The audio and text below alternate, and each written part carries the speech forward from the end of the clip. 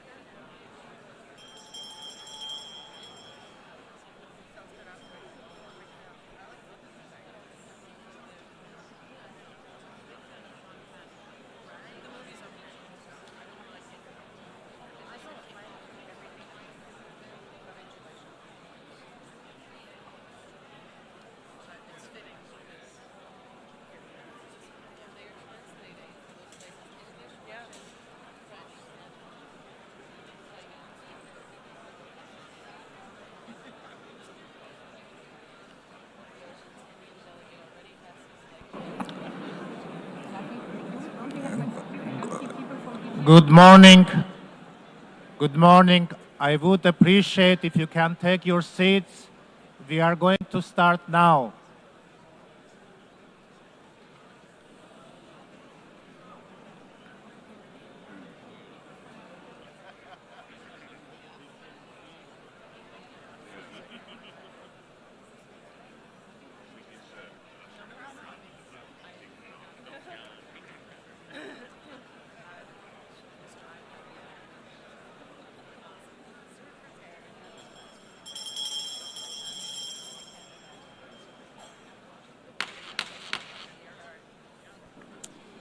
Good morning, everybody, and please have a seat. If I could ask for everybody's attention and finding a seat. I call to order the high-level plenary meeting to commemorate the 80th anniversary of the establishment of the United Nations. I would kindly ask all delegations to take a seat and keep silent. On the left side of the room, could you please, also on the blue seats, on the left side, please take a seat. I call to order the high-level plenary meeting to commemorate the 80th anniversary of the establishment of the United Nations. I would like to warmly welcome all of you to this milestone anniversary of our United Nations.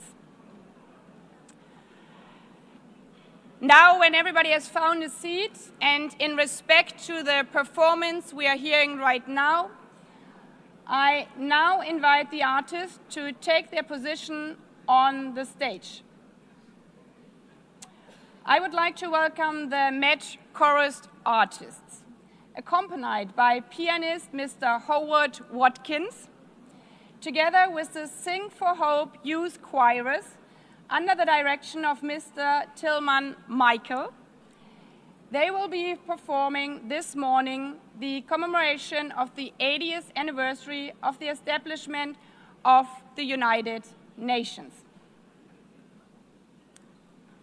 I now invite delegations to sit down, enjoy and listen to the musical performance.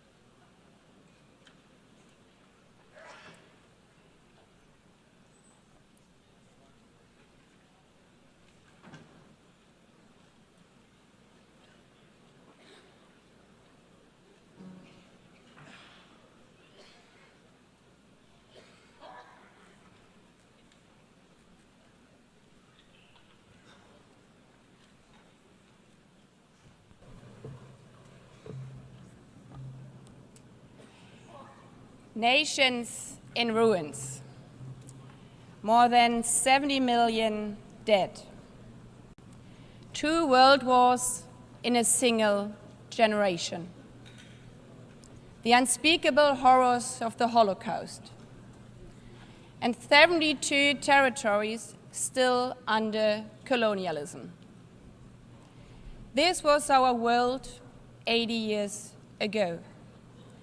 A desperate world, grasping for any sign of hope. Courageous leaders gave that hope through our Charter of the United Nations. When signed on 26 June 1945, it was more than yet another empty political declaration. It was a promise from leaders to their people and from nations to one another that humanity had learned from its darkest chapters. It was a pledge not to deliver us to heaven, but to never again be dragged into hell by the forces of hatred and unchecked ambition. An acknowledgement that our failures came not from a lack of power, but from complacency. And the strong belief that our world could be better, that we could be better together. In the darkest moments of history, our grandmothers and grandfathers had the humility, grace, and I dare to say, good sense, to put aside their differences, their self-interest and their resentments, and to agree to work together. When faced with the crossroads, they chose the right path, the path of hope. But hope is not blind optimism. It's not the guarantee that everything will work out.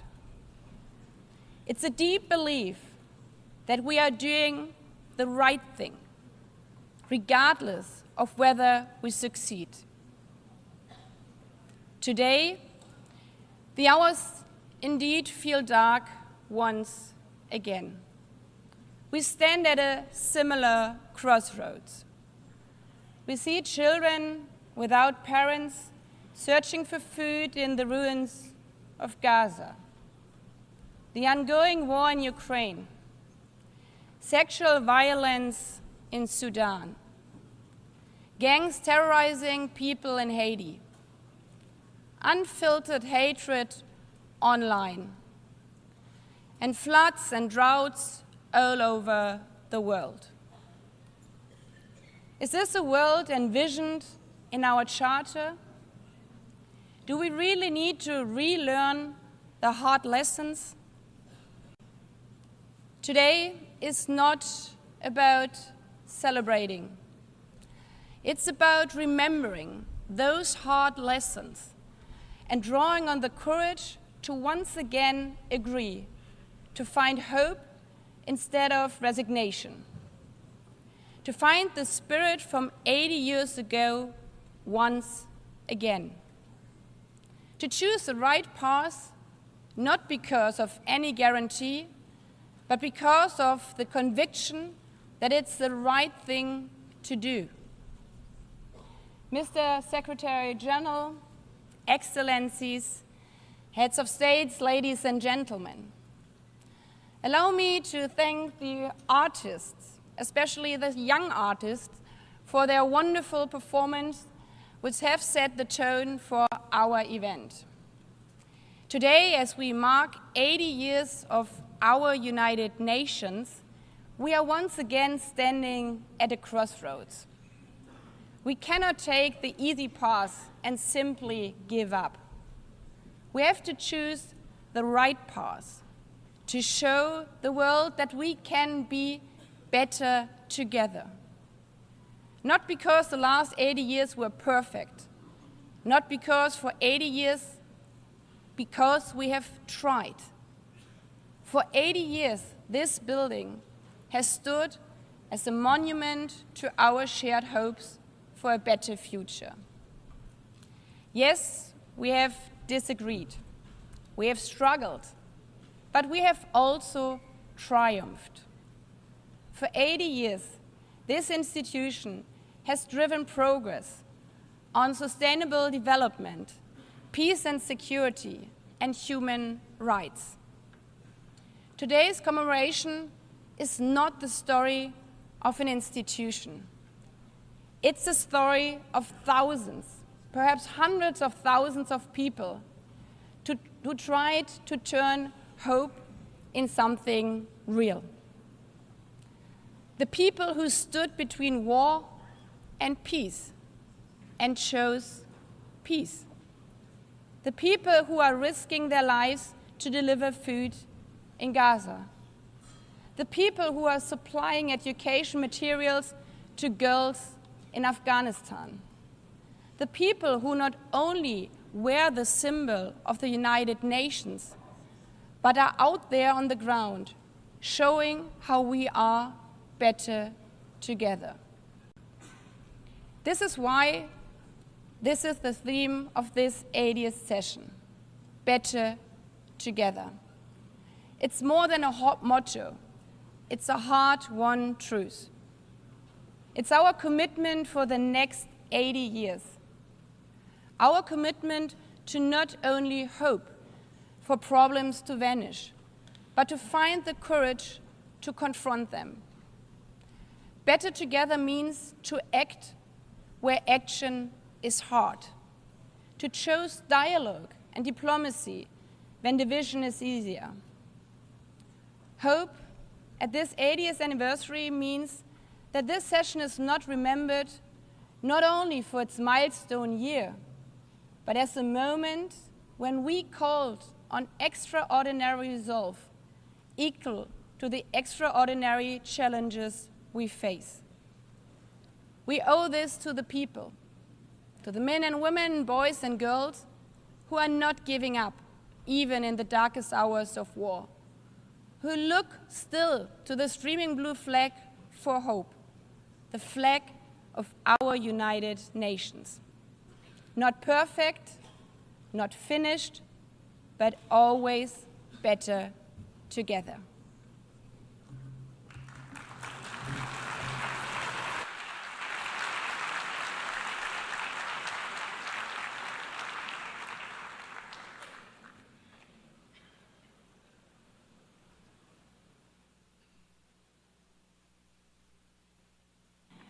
I now invite delegations to view a short film on the occasion of the 80th anniversary of the establishment of the United Nations entitled Better Together.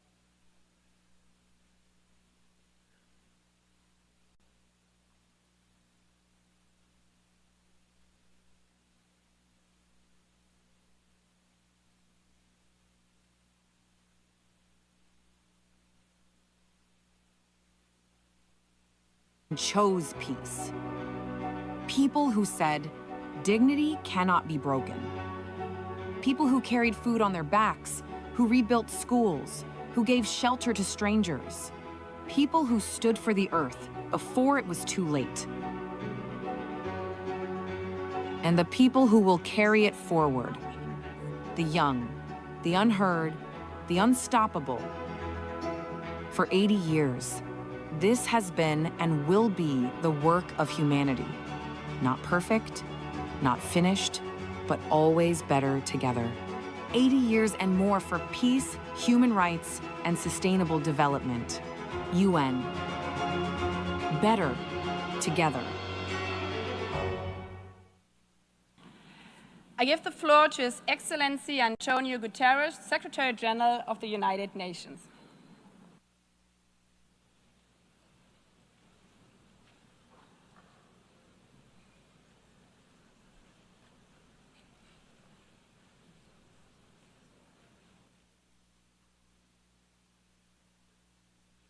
Madam President of the General Assembly, Excellencies, ladies and gentlemen.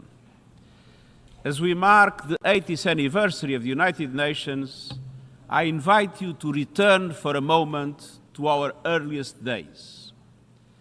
When the organization first opened its doors, many of its staff bore visible wounds from war, a limp, a scar, a burn. One of them was Major Brian Urquhart, the second person to be hired by the UN. A British soldier during the Second World War. He had been blown up on a ship in the Channel. Witnessed the liberation of the Bergen-Belsen concentration camp and carried for the rest of his life the limp from a parachute that failed to open. He was not alone. A clerk might quietly mention a bullet wound. A delegate, the shard of shrapnel still lodged in its chest. They had seen the worst of humanity, the horrors of the death camps, the cruelty of combat, cities entirely wiped out. And it was precisely because of what they had witnessed that they chose to serve peace. Excellencies, there is a persistent myth that peace is naive, that justice is sentimental, that the only real politics is the politics of power and self-interest. But those early staff were not idealists untouched by reality. They had seen war and they knew. Peace is the most courageous, the most practical, the most necessary pursuit of all. And in building the United Nations, they created something extraordinary, a place where all nations, large and small, could come together to solve problems that no country can solve alone. And yet, at this moment, the principles of the United Nations are under assault as never before. As we meet, civilians are targeted and international law trampled in Gaza, the Ukraine, Sudan, and beyond. As we meet, poverty and hunger are on the rise as progress on the Sustainable Development Goals falters. As we meet, the planet burns with fires, floods, and record heat raging through climate chaos. And at the same time, we are moving towards a multipolar world, but without strong multilateral institutions, multipolarity has its risks, as Europe learned in the First World War. To meet these challenges, we must not only defend the United Nations, we must strengthen it. And that is the purpose of Agenda 2030, the Pact for the Future and the UN80 initiative, to renew the foundations of international cooperation and to ensure that we can deliver for people everywhere. Excellences, au fil des Excellencies, over the years, our organization has led the way to some of humanity's greatest triumphs. The eradication of smallpox, healing the ozone layer, and above all, the prevention of a third world war. The tests of the next 80 years will be both familiar and new. The battle will continue against war and poverty, but also climate chaos, runaway technologies, the militarization of space, and crises we cannot yet imagine. To meet these challenges, let us remember what our founders knew. The only way forward is together.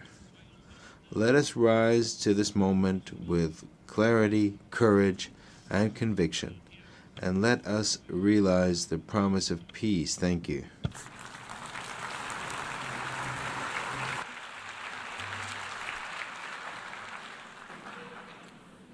I thank the Secretary General. I have the honor now to give the floor to Her Excellency Ellen Johnson Sirleaf, former President of Liberia, 2011 Nobel Peace Laureate, and Africa's first elected female head of state, a champion of peace, justice, and democratic governments, a former United Nations staff member, and a steadfast voice for multilateralism.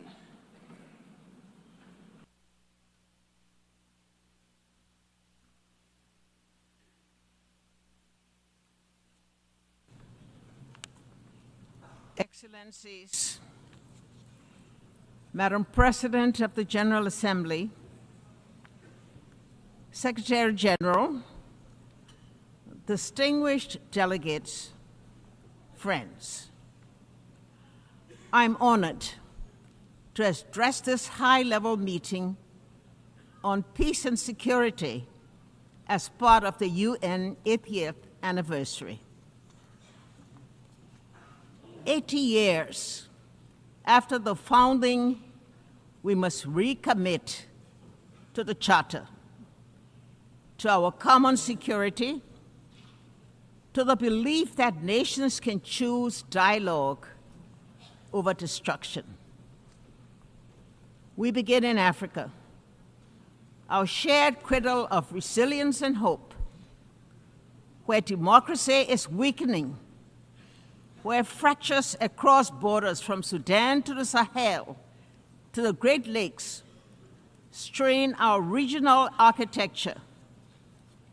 Yet, across Africa, communities stand up to extreme violence. Regional bodies mediate transitions, and women's groups negotiate truces when the state is distant and humanity is near.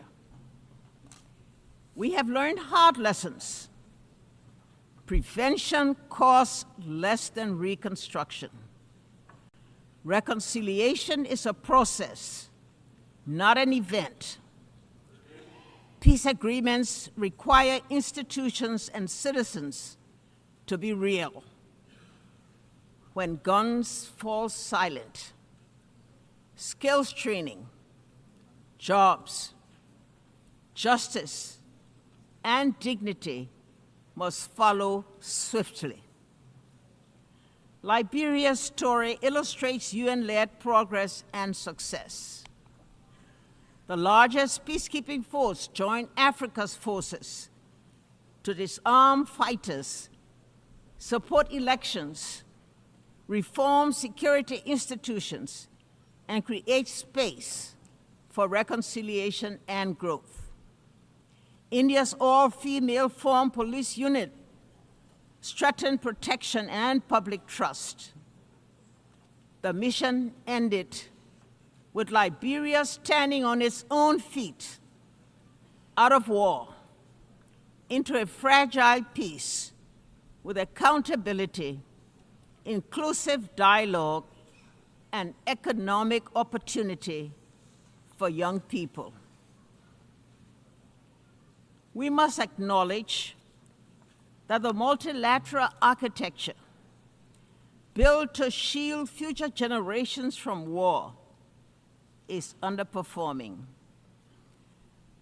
That global leadership lacks a unified effort to respond to a technological-enabled world.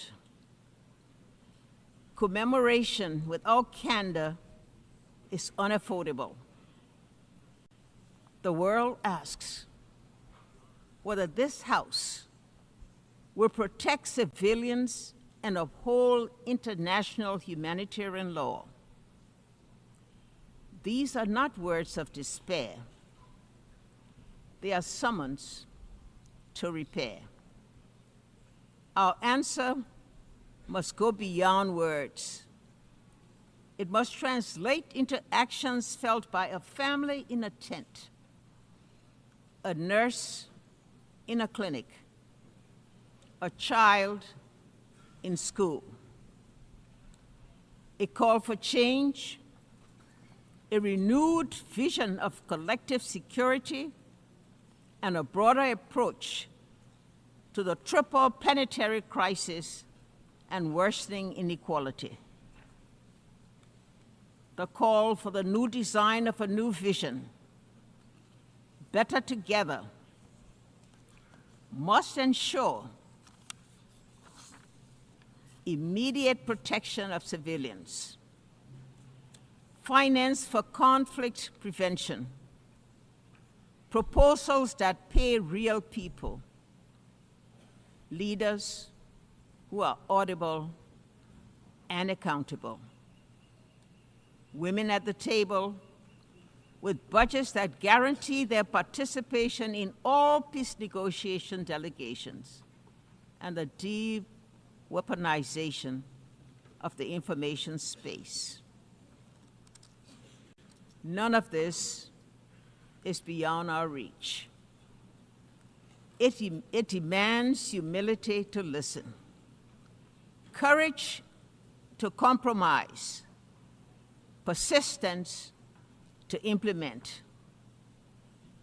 Peace is not built only in conference rooms, but in classrooms where girls learn without fear, clinics where mothers deliver safely, markets where youth find dignified work, courts where law is fair, and in daily acts of neighborly coexistence. 80 years on, the United Nations founding generation would ask if we are still worthy of the hopes inherited. Our answer must be yes. Not because the world is less dangerous, but because our determination is stronger. Better together. Your theme,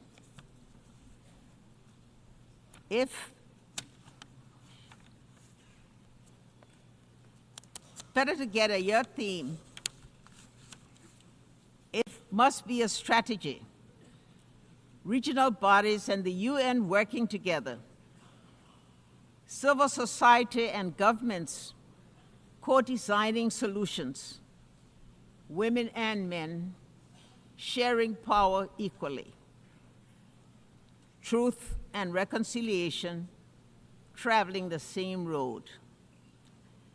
Let us leave this anniversary with concrete commitments, funded priorities, and a timetable for action. Show those in shelters standing in the bread lines and awaiting news of loved ones that the United Nations, as it celebrates its 80th year, remains a place of peace, a place of refuge, a place of unity, and a place of hope. I thank you.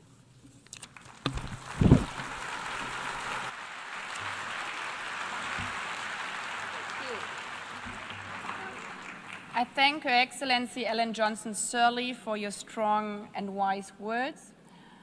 I now give the floor to Her Excellency Gro Harlem Brundtland, former Prime Minister of Norway, former Director General of the World Health Organization, a medical doctor committed to health as a human right, and instrumental in placing sustainable development at the forefront of our international agenda.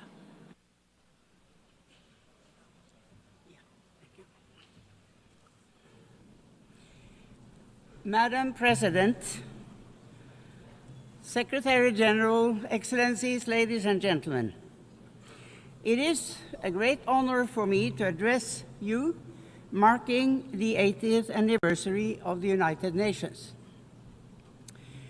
I was born at the cusp of the World War II. My parents were both active in the resistance against the Nazi occupation of Norway, and we had to flee the country. Some of my earliest memories are from Sweden, where my parents worked for Norwegian refugees. And I grew up in a Europe where the ravages of war were still clearly visible, where millions carried terrible scars on their bodies and their souls. It is against this background that the UN was founded, not as a symbol, but as a solemn promise. A promise to equip humanity with legal and diplomatic tools to prevent wars of conquest and domination. A promise to enshrine universal human rights as a bulwark against totalitarianism, racism, and oppression. A promise to foster peace, development, and dignity for all people. So, Madam President, let me highlight two areas where the UN has made an undeniable difference that also are part of particular importance to me personally. First, sustainability. When Secretary General Javier Pérez de Cuellar asked me to chair the World Commission on Environment and Development, I accepted with great humility. And I am very proud of the report we produced, Our Common Future. It helped cement the concept of sustainable development in our collective consciousness. Thanks to UN-led efforts, we started charting a path towards economic development that does not destroy the basis of life for future generations, our climate, and our natural environment. But we are today exceeding the planet's boundaries and approaching tipping points where there is no way back. Over 80% of the targets under the Sustainable Development Goals are today off track. Second, President, gender equality. During the UN's International Year Women's Year in 1975, I had just entered government for the first time. Many of my male colleagues hardly knew how to deal with me. In 1979 came the UN Convention on the Elimination of All Forms of Discrimination against Women. In 1981, I became Prime Minister for the first time. In 1995, 30 years ago this month, I delivered my address at the 4th World Conference on Women in Beijing. I spoke of the moral and economic imperative to end gender apartheid. I believed too optimistically that we would have come further by now. I did not foresee the intensity of the pushback that would come. Even today, there are countries where not a single woman sits in the highest decision-making bodies, including among the P5. But despite such adversity, the UN has methodically worked to strengthen the position of women through education, through microfinance, through work for sexual and reproductive rights and health, and through intense and effective advocacy work. With resolve and determination, we will get there in the end. So, Madam President, I have lived longer than most of you. I have witnessed the tangible differences the UN makes through economic upturns and downturns, political ebbs and flows. I have no patience for those who dismiss the UN as outdated. We are going through a time of great geopolitical shifts and impressive, but also frightening, technological development. The UN as our common hub for getting the facts on the table, debating and deciding on solutions, and acting is more important than ever. We owe that not just to ourselves, but to the generations to come. Thank you.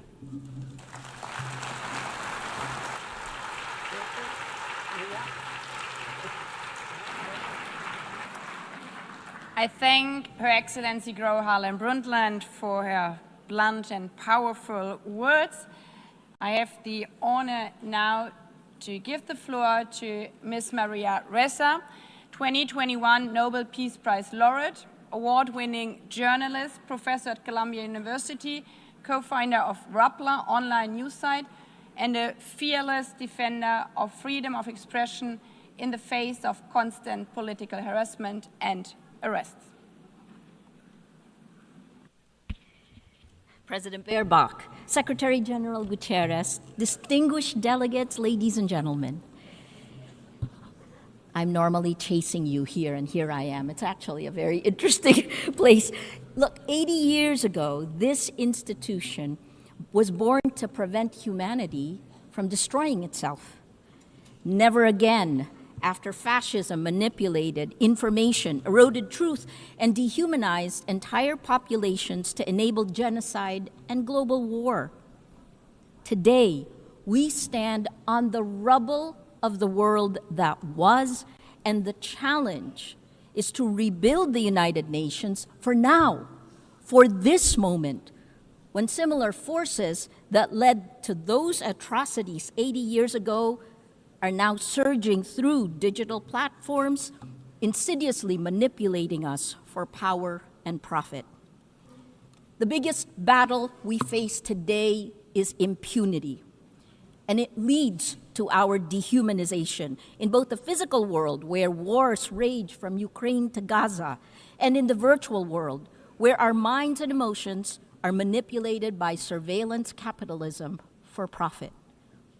To fight that, we need information integrity to remind us to be human.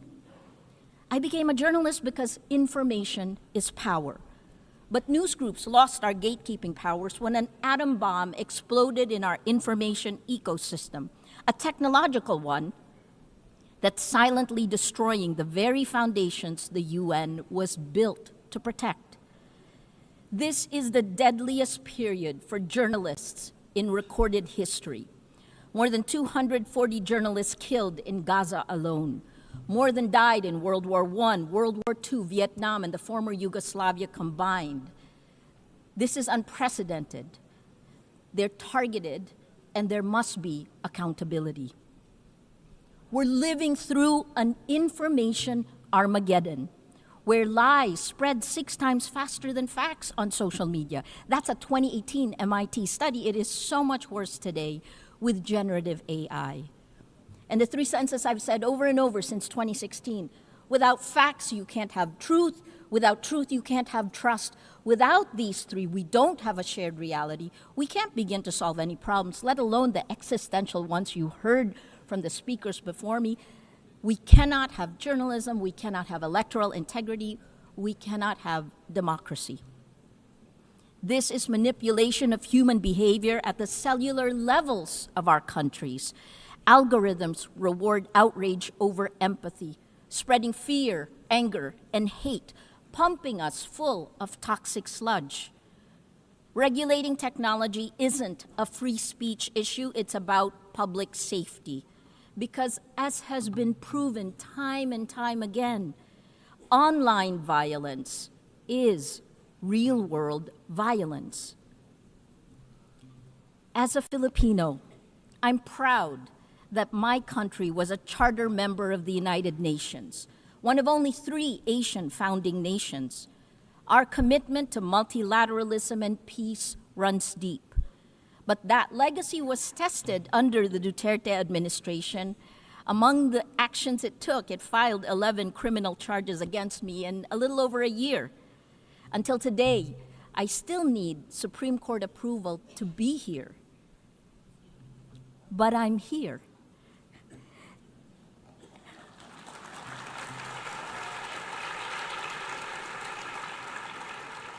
And my former president, well, he was arrested in March for alleged crimes against humanity, and is detained at The Hague waiting for trial. Impunity ends.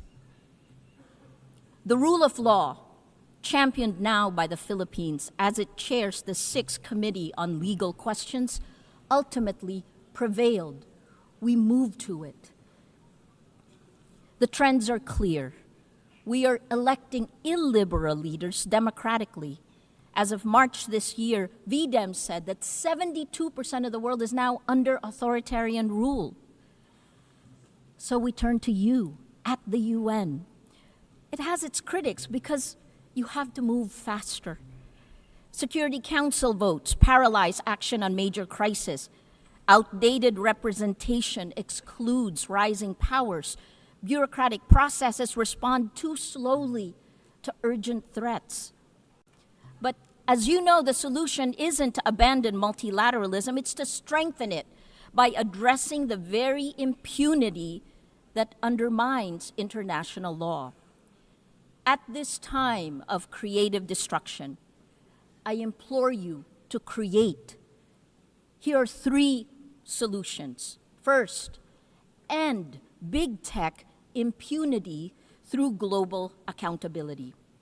We need binding standards for international to restore and regulate information integrity, just as we have for nuclear weapons and climate change.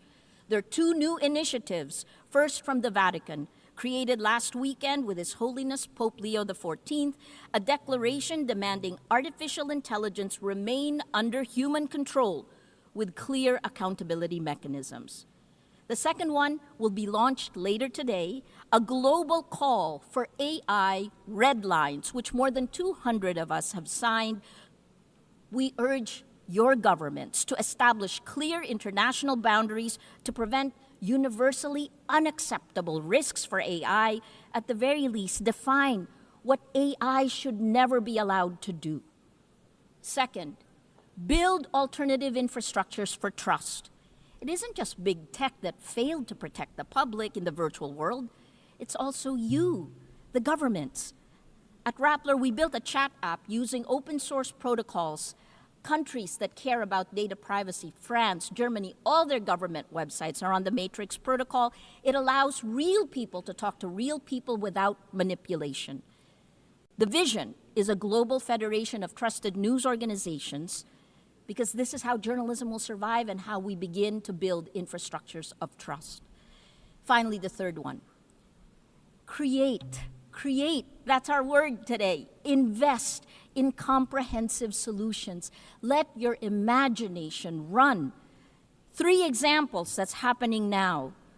More than 3/4 of UN members now recognize Palestinian statehood, showing that international law can advance despite impunity.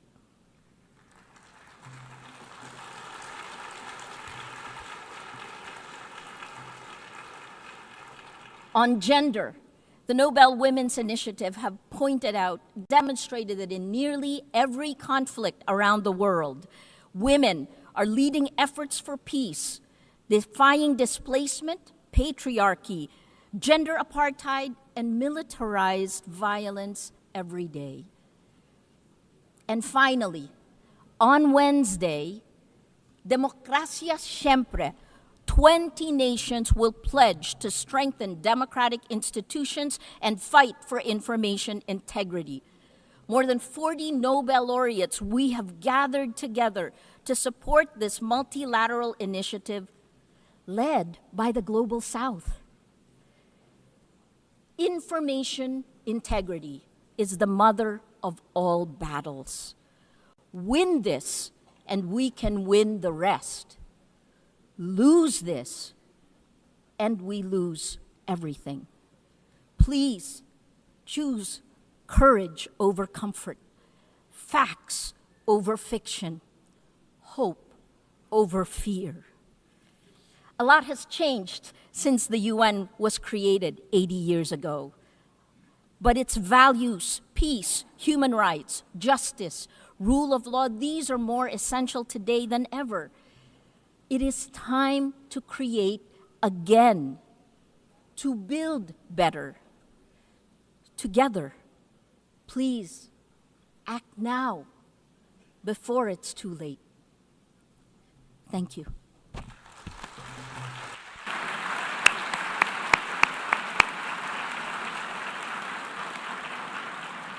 I thank Maria Ressa also for her very powerful words.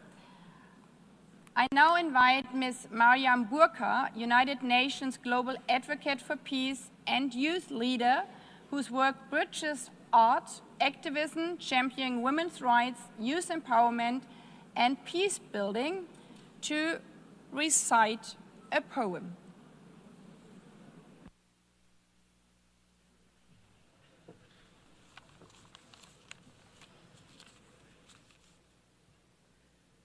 The President, Secretary General, distinguished delegates, excellencies, good morning.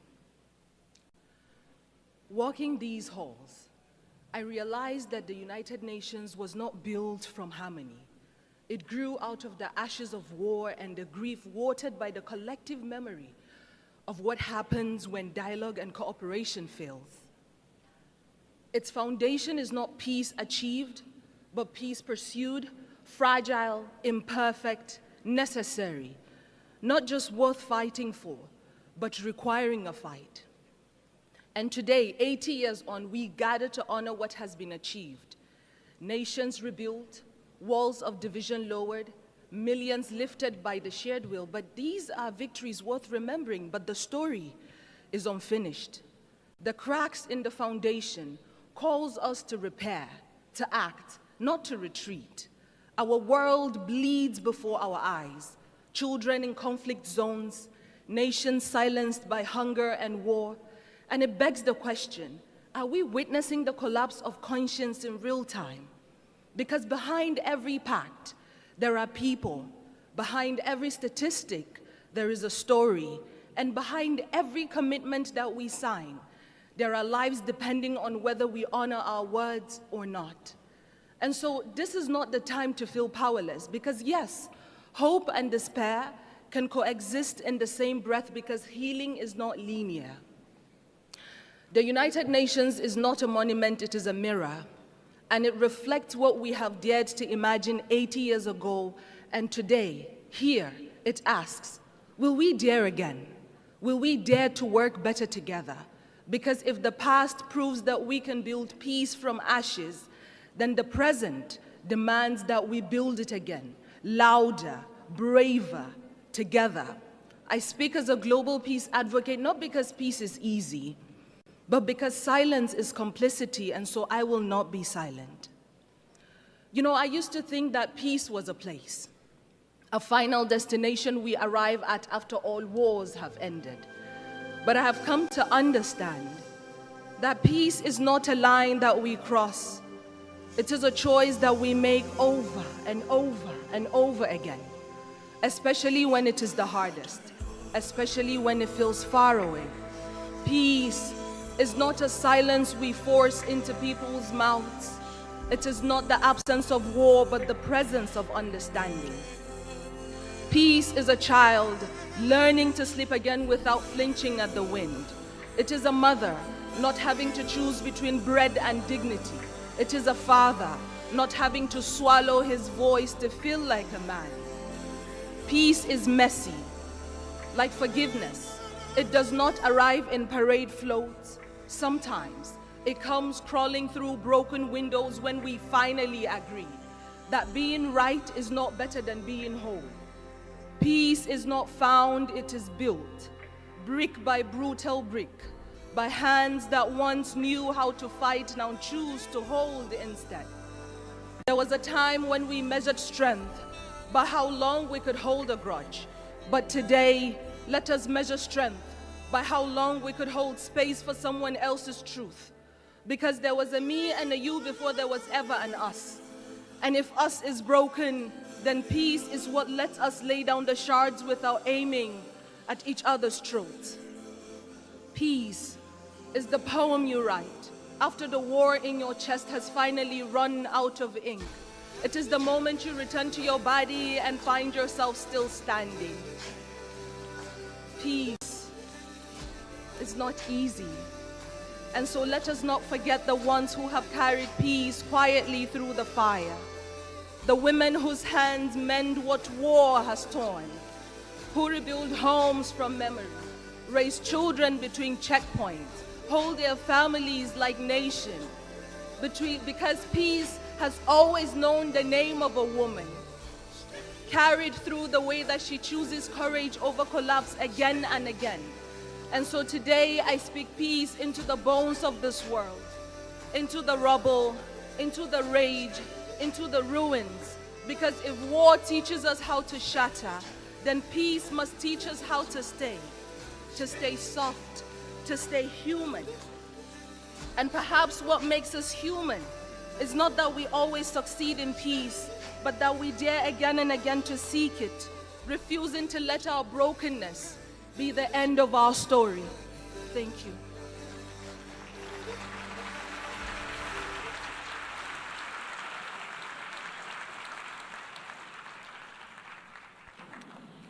I thank Ms. Burkhan, and as we conclude and after listening to this beautiful poem, let me emphasize again, peace is only a word and better together is only a slogan until we embrace it. So I invite you to embrace and live up to be better together over this 80th session. This is not the story of an institution.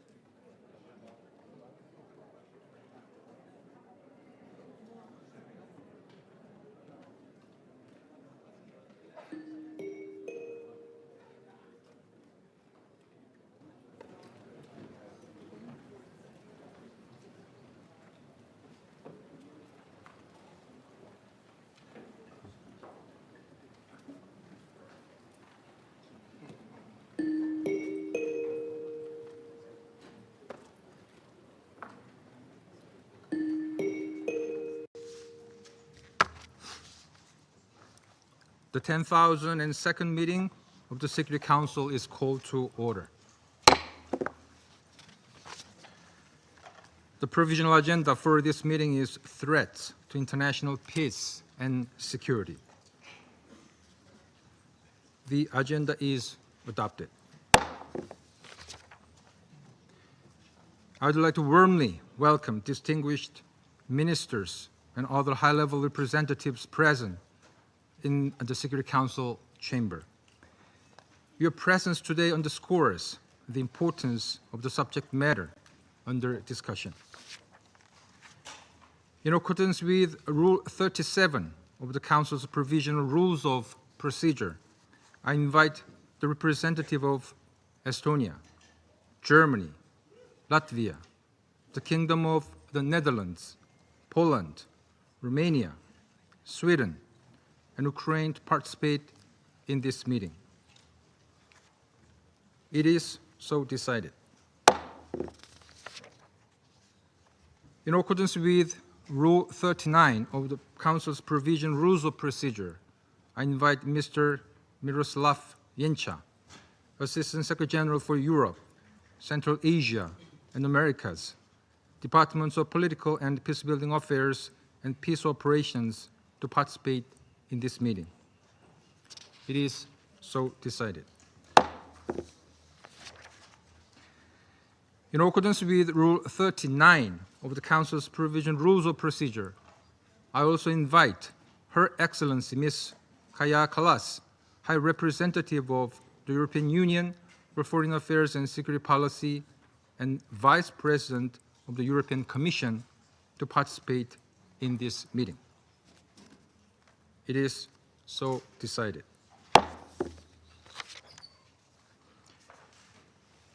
The Security Council will now begin its consideration of item 2 of the agenda. I now give the floor to Mr. Miroslav Jenča. Mr. President, in a letter dated 20 September 2025, addressed to the President of the Security Council, the permanent representative of Estonia to the United Nations informed that on 19 September, 3 Russian MiG-31 fighters entered up to 10 kilometers inside Estonia's airspace for 12 minutes in violation of Estonian airspace. The United Nations is not in a position to confirm any of the claims made regarding the incident and does not have any further details of the events. This briefing is therefore solely based on information available from public sources. According to the Estonian Ministry of Defense, the incursion took place between 9:58 a.m. and 10:11 a.m. in the area of Vaindloo, a small island located in the Gulf of Finland in the Baltic Sea. According to the ministry, the jets entered the Estonian airspace without permission and had their transponders switched off and did not have flight plans, potentially endangering other aircraft. According to Estonian and Italian officials, Italian F-35 fighters attached to NATO's air defense support mission in the Baltic states were reportedly activated to intercept the Russian jets and warn them off. Sweden, as part of its national response and in coordination with NATO, along with Finland, also reportedly scrambled a rapid reaction aircraft. Estonia stated that this latest incident follows 4 violations of its airspace by Russia this year, and it has requested consultations with NATO allies under Article 4 of the Washington Treaty. The meeting of the NATO North Atlantic Council has been reportedly scheduled to take place tomorrow, 23 September. On 20 September, Russia's defense ministry stated that its fighter jets made a scheduled flight from Karelia on the border with Finland to an airfield in the Kaliningrad region in strict accordance with international airspace rules, without deviating from the agreed flight path and without violating Estonian airspace. According to the Russian Federation, the flight path was over neutral waters of the Baltic Sea, more than 3 kilometers from the island of Vaindloo. Mr. President, this latest development follows reported violations by Russian drones of Polish and Romanian airspace. On 12 September, this council convened to discuss the incursion of 19 Russian drones into Poland between 9 and 10 September. On 13 September, according to Romania's Ministry of Defense, a Russian drone was detected in Romanian airspace as 2 Romanian F-16 jets were monitoring the country's border with Ukraine after Russian air attacks on Ukraine. The ministry said that the drone did not fly over populated areas or pose imminent danger. This series of recent incidents further underscored the already high tensions that endanger European security as the war continues to rage in Ukraine. Violations of sovereign countries' airspace are unacceptable. We again urge all concerned to act responsibly, to use all available channels, and to take immediate steps to de-escalate tensions and prevent further risks to regional security. The world simply cannot afford such danger to spiral out of control and for the devastating war in Ukraine to further escalate and expand. Mr. President, over the weekend in Ukraine, Russian drones and missiles continue to hit several regions, killing at least 3 people, injuring dozens more, and damaging civilian infrastructure and residential buildings. Several civilian casualties were reported across the country. According to the Ukrainian authorities, in the central city of Dnipro, a missile with the reported cluster munition hit a residential apartment building, killing at least 1 person and injuring at least 30 others. Local officials reported that 2 people were also killed in the Chernihiv region in the north and the Khmelnytsky region in the west of the country. According to the Ukrainian authorities, over the past week, Russia launched more than 1,500 attack drones, 1,280 guided aerial bombs, and 50 missiles of various types. This represents a clear escalation of Russia's attacks against Ukrainian cities and towns. More casualties were also reported over the weekend in the Belgorod region of the Russian Federation, where, according to local officials, 2 civilians were reportedly killed and 4 injured as a result of Ukrainian shelling and drone attacks. The continuing trend of intensifying widespread attacks once again underscores the need to build on recent initiatives for diplomatic efforts toward peace before the situation reaches even more dangerous levels. We reiterate our call for a full, immediate, and unconditional ceasefire to pave the way for a just, lasting, and comprehensive peace in Ukraine in line with the UN Charter, international law, and relevant UN resolutions. The United Nations remains ready to support all meaningful efforts to this end. I thank you. I thank Mr. Yencha for his briefing. I now give the floor to His Excellency Mr. Lars Roque Rasmussen, Minister for Foreign Affairs of Denmark.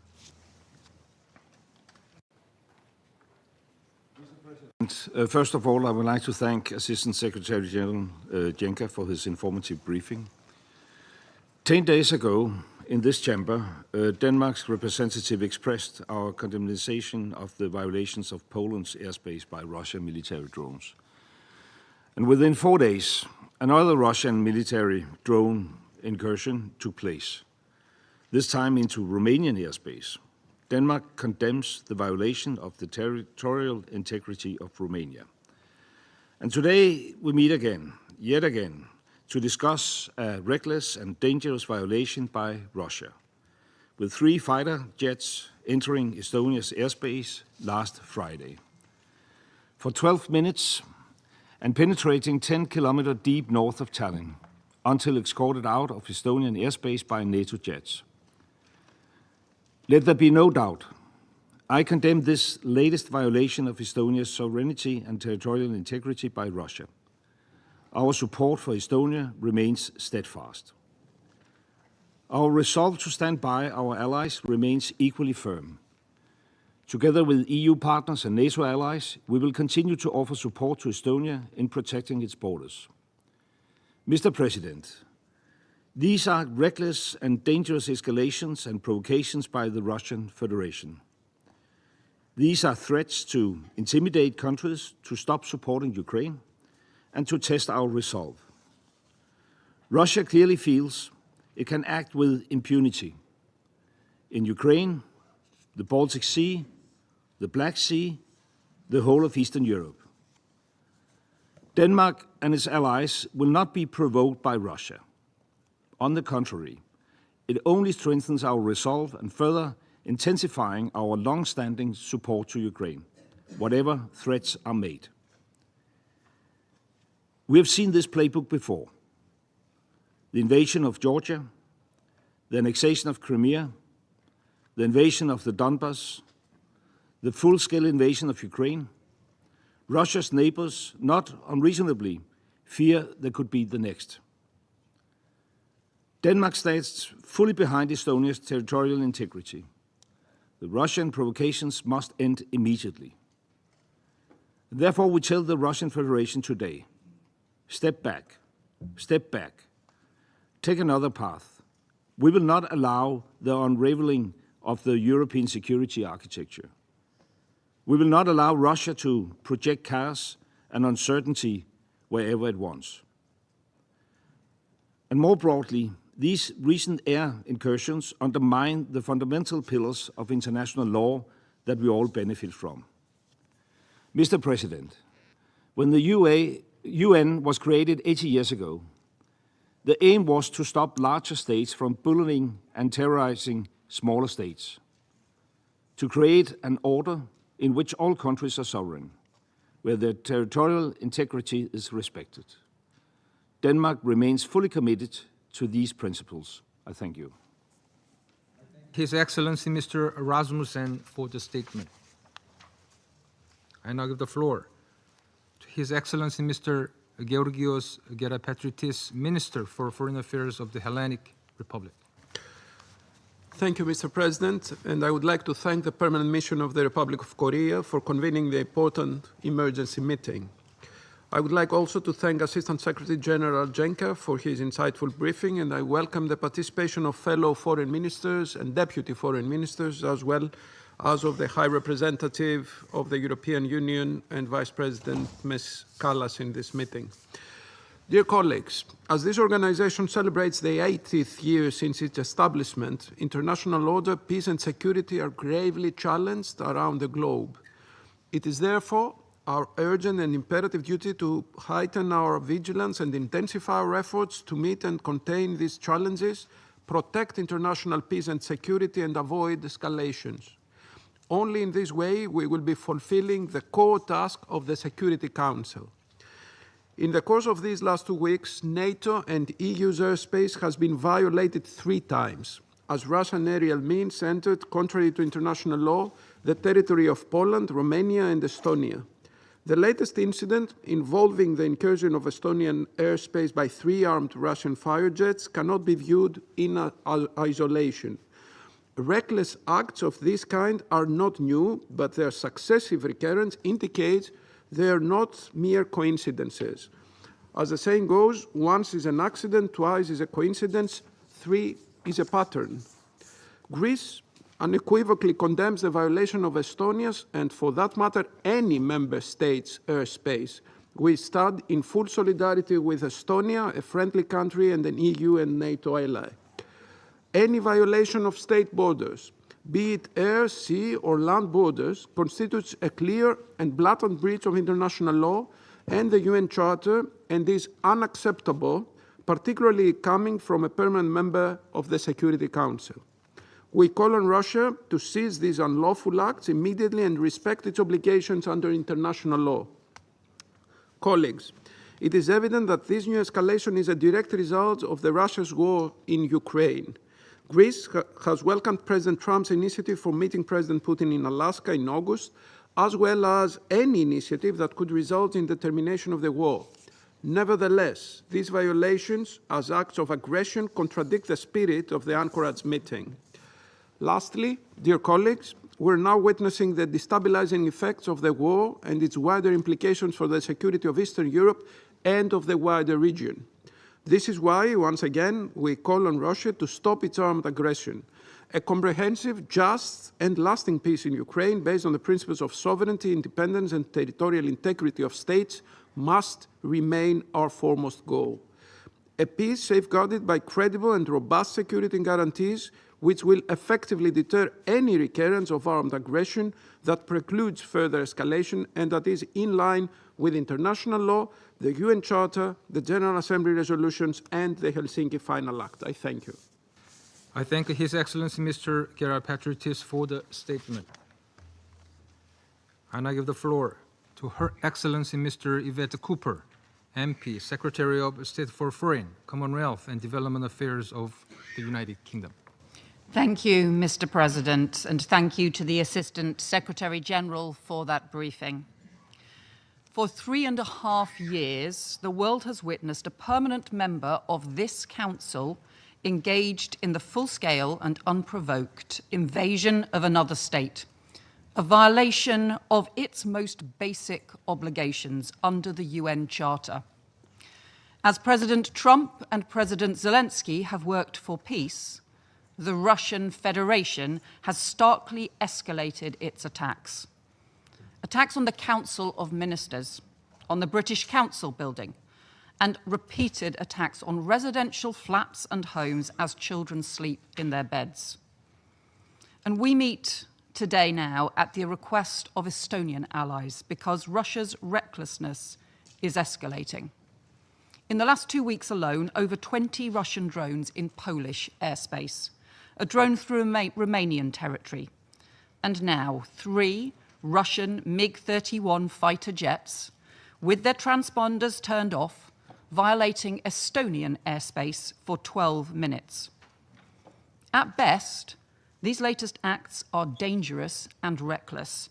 At worst, they are a deliberate attempt to undermine the territorial integrity of sovereign nations and European security. They risk miscalculation. They open the door to direct armed confrontation between NATO and Russia. NATO's combined strength is unparalleled, and its determination to defend peace and security in Europe is unshakable. Of this, Russia must be in no doubt. And I commend the resolute and firm response of Estonia, Poland, and Romania, and all NATO allies. I welcome the launch of Eastern Sentry on 12th of September to ensure the safety and security of the Alliance's eastern border, and I'm proud that UK aircraft are taking part. And to those nations and to all NATO allies, I say, the United Kingdom stands in full solidarity with you at this time and always. And to President Putin, I say, your reckless actions risk a direct armed confrontation between NATO and Russia. Our alliance is defensive, but be under no illusion. We stand ready to take all steps necessary to defend NATO's skies and NATO's territory. We are vigilant and we are resolute. And if we need to confront planes that are operating in NATO airspace without permission, then we will do so. The United Kingdom stands by our friends. We are unwavering in our support for the principles of the UN Charter, for our NATO allies, and for Ukraine. And we are committed to increasing the pressure on Russia until it ends its illegal war against Ukraine, ceases its reckless acts, and respects the sovereignty of other states.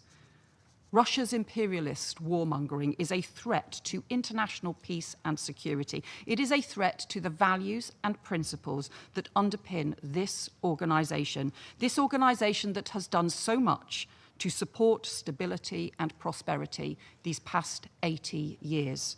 We must counter it for the sake of us all. Thank you. I thank Her Excellency Ms. Cooper for her statement. And I give the floor to Her Excellency Ms. Emelita Gabric, Deputy Minister for Foreign and European Affairs of Slovenia. Thank you, Mr. President. I also want to thank the Assistant Secretary General, Mr. Miroslav Jenča, for your important contribution. Excellencies, we are meeting here for the second time in just 10 days due to the reckless behavior of the Russian Federation that poses a threat to international security. 10 days ago, we discussed a drone incursion into Polish airspace, an incident involving more than 20 drones, making a significant escalation in scale and intensity. Today, we are addressing a new provocation, Russian fighter jets' incursion into Estonian airspace, an incident that was not merely momentary, but deliberate and dangerous. Slovenia supported the call for this meeting, and we stand firmly and without reserve with Estonia, its security, sovereignty, and territorial integrity. Excellencies, let me say this in no uncertain terms. We condemn this escalation. At a time when tensions are already dangerously high, this is not the moment for military provocation.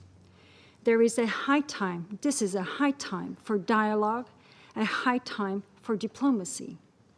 When we previously discussed the drone incursion into Poland, our ambassador spoke of the growing unease with which we are witnessing such behavior across Europe.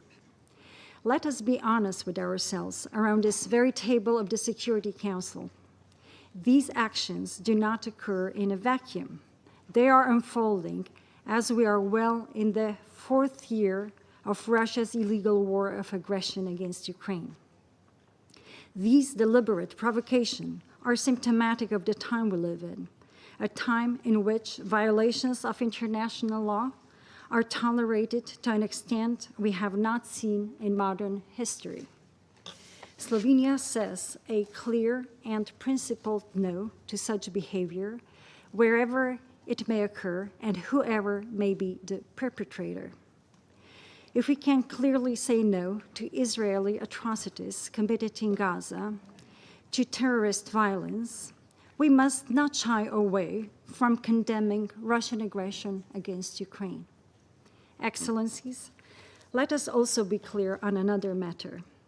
Europe wants peace. Europe wants a ceasefire, and we want to see the beginning of serious and meaningful peace negotiations between Ukraine and the Russian Federation as soon as possible. Despite the best efforts by President Trump in Alaska, we still await a meaningful gesture from Russia, a sincere willingness to come to the negotiating table. And while we wait, Russia continues its escalatory behavior, intensifying attacks on Ukrainian cities and endangering and intimidating civilians, both in Ukraine and in its neighboring countries. We hope the time is near when this Council will finally begin a principled and honest discussion about the war in Ukraine and decide to take action. Until then, and allow me to repeat this, Slovenia will stand firmly with Estonia, with Ukraine, and with any other member of this organization that needs to be protected from unlawful, charter-violating actions by those who believe that might makes right. Thank you, Mr. President. I thank Her Excellency Ms. Gabric for her statement. And I give the floor to the representative of France. Thank you, Mr. President. I'd like to begin by thanking Assistant Secretary General Mr. Miroslav Jenča for his statement, and I would like to welcome the ministers present here, Foreign Affairs Minister of Estonia and from the other representatives from the European Union, and Madam Kallas. As we know, on the morning of 19th of September, Russia violated Estonian airspace with 3 fighter jets, which remained there for nearly 12 minutes. These elements lead us to consider that this is an intentional violation. This is the 3rd time in 10 days that Russia has violated the airspace of the European Union and NATO. This latest incursion leaves no room for doubt. Russia is choosing escalation and provocation. Mr. President, this Council had already met exactly 10 days ago to discuss the unacceptable intrusion of around 20 Russian drones into Poland in the context of a massive aerial attack against Ukraine. This new violation, this time carried out in broad daylight and by no fewer than 3 fighter jets, not drones, is unprecedented in over 20 years. It confirms the continuation and accumulation of Russia's provocative actions. Mr. President, France condemns in the strongest terms this dangerous and irresponsible incursion, which constitutes a blatant violation of international law. And we stand firmly alongside Estonia, to whom we express our friendship and our full and unwavering solidarity. France directly contributes to Estonia's security. We participate in the strengthening of our security posture on Europe's eastern flank, alongside our allies in the European Union and NATO. Mr. President, we must not forget that at the same time, Russia continues its war of aggression against Ukraine. Just hours after this incursion, it once again carried out massive strikes against Ukraine using 40 missiles and over 550 drones. Russia must understand that these violations of NATO airspace in no way undermine our determination to implement strong, robust, and credible security guarantees in favor of Ukraine. Mr. President, Ukraine courageously accepted 6 months ago now the principle of an unconditional ceasefire. It has demonstrated its willingness to negotiate. President Volodymyr Zelensky has, for the past 4 months, expressed his readiness for direct negotiations with President Vladimir Putin. Yet, as world leaders gather here in New York to mark the 80th anniversary of the United Nations, such a meeting has still not taken place. Russia, on the contrary, continues its aggression, and Russia is now escalating its intimidation of Ukraine's neighbors. It continues to violate and undermine the principles of the UN Charter, the territorial integrity and the sovereignty of states. It is up to Russia to seize the offer of a ceasefire and the opening of negotiations, as called for by the UN Secretary-General and the entire international community. Mr. President, it is our responsibility as members of the Security Council to acknowledge the obvious and to call upon Russia to end these reckless provocations and to put an end to the large-scale war that it launched more than 3 years ago on the European continent. Thank you. I thank the representative of France for the statement. I now give the floor to the representative of China. President, I thank ASG Janša for his briefing and welcome the high-level representatives of Estonia and other relevant countries to the meeting today. President, the airspace incident discussed by the Security Council today and the drone incident discussed a few days ago are both spillover effects of the Ukraine crisis. They reflect the lack of mutual trust and growing suspicions among relevant parties, and illustrate the complex and sensitive nature of the current European security situation. As long as the Ukraine crisis remains unresolved and the war continues, similar incidents are likely to reoccur. Therefore, the urgent imperative and fundamental solution are to realize a political resolution to the Ukraine crisis as soon as possible and to build balanced, effective, and sustainable European security architecture. Regarding the Ukraine crisis, we have fully elaborated our position on multiple occasions at the Security Council before. Tomorrow, the Council will hold a high-level meeting on the issue of Ukraine. when China will expand our position again. I will not go into details today. On the airspace incident, China urges the parties concerned to remain calm and exercise restraint, clarify facts and dispel doubts through dialogue and communication, avoid misunderstandings and misjudgments, and prevent the situation from expanding or escalating. We always maintain that countries should follow the purposes and principles of the UN Charter in handling international relations. Thank you, President. I thank the representative of China for the statement. I now give the floor to the representative of Somalia. Thank you, Mr. President. At the outset, I would like to thank ASG Yancha for his briefing on the development in the Baltic Sea region. I welcome His Excellency, the Minister for Foreign Affairs of Estonia, to this meeting, as well as the representative from the region. Mr. President, the situation in Eastern Europe remains a significant concern, carrying serious implications for regional stability and international norms. The divergent narratives surrounding the events of September 19, which are happening against the backdrop of the ongoing war in the region, underscore the urgency of the situation and the critical need for diplomacy and dialogue. Such incidents highlight the fragility and volatility in the region, reminding us of the fundamental principles enshrined in international law and the United Nations Charter, including the peaceful resolutions of disputes. We firmly maintain that there is no military solution to disagreements over airspace or territorial integrity. Continued escalations only serve to heighten tensions and undermine the process for a durable peace in the region.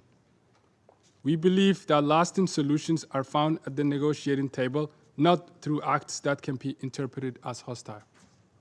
In this regard, we call upon all parties to exercise maximum restraint and engage in earnest, substantive dialogue.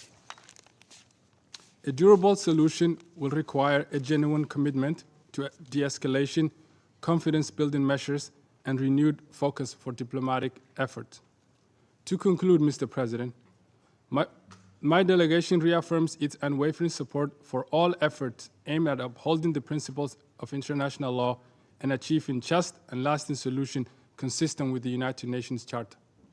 We firmly believe that the people in the region deserve a future defined by peace, security, and stability. I thank you.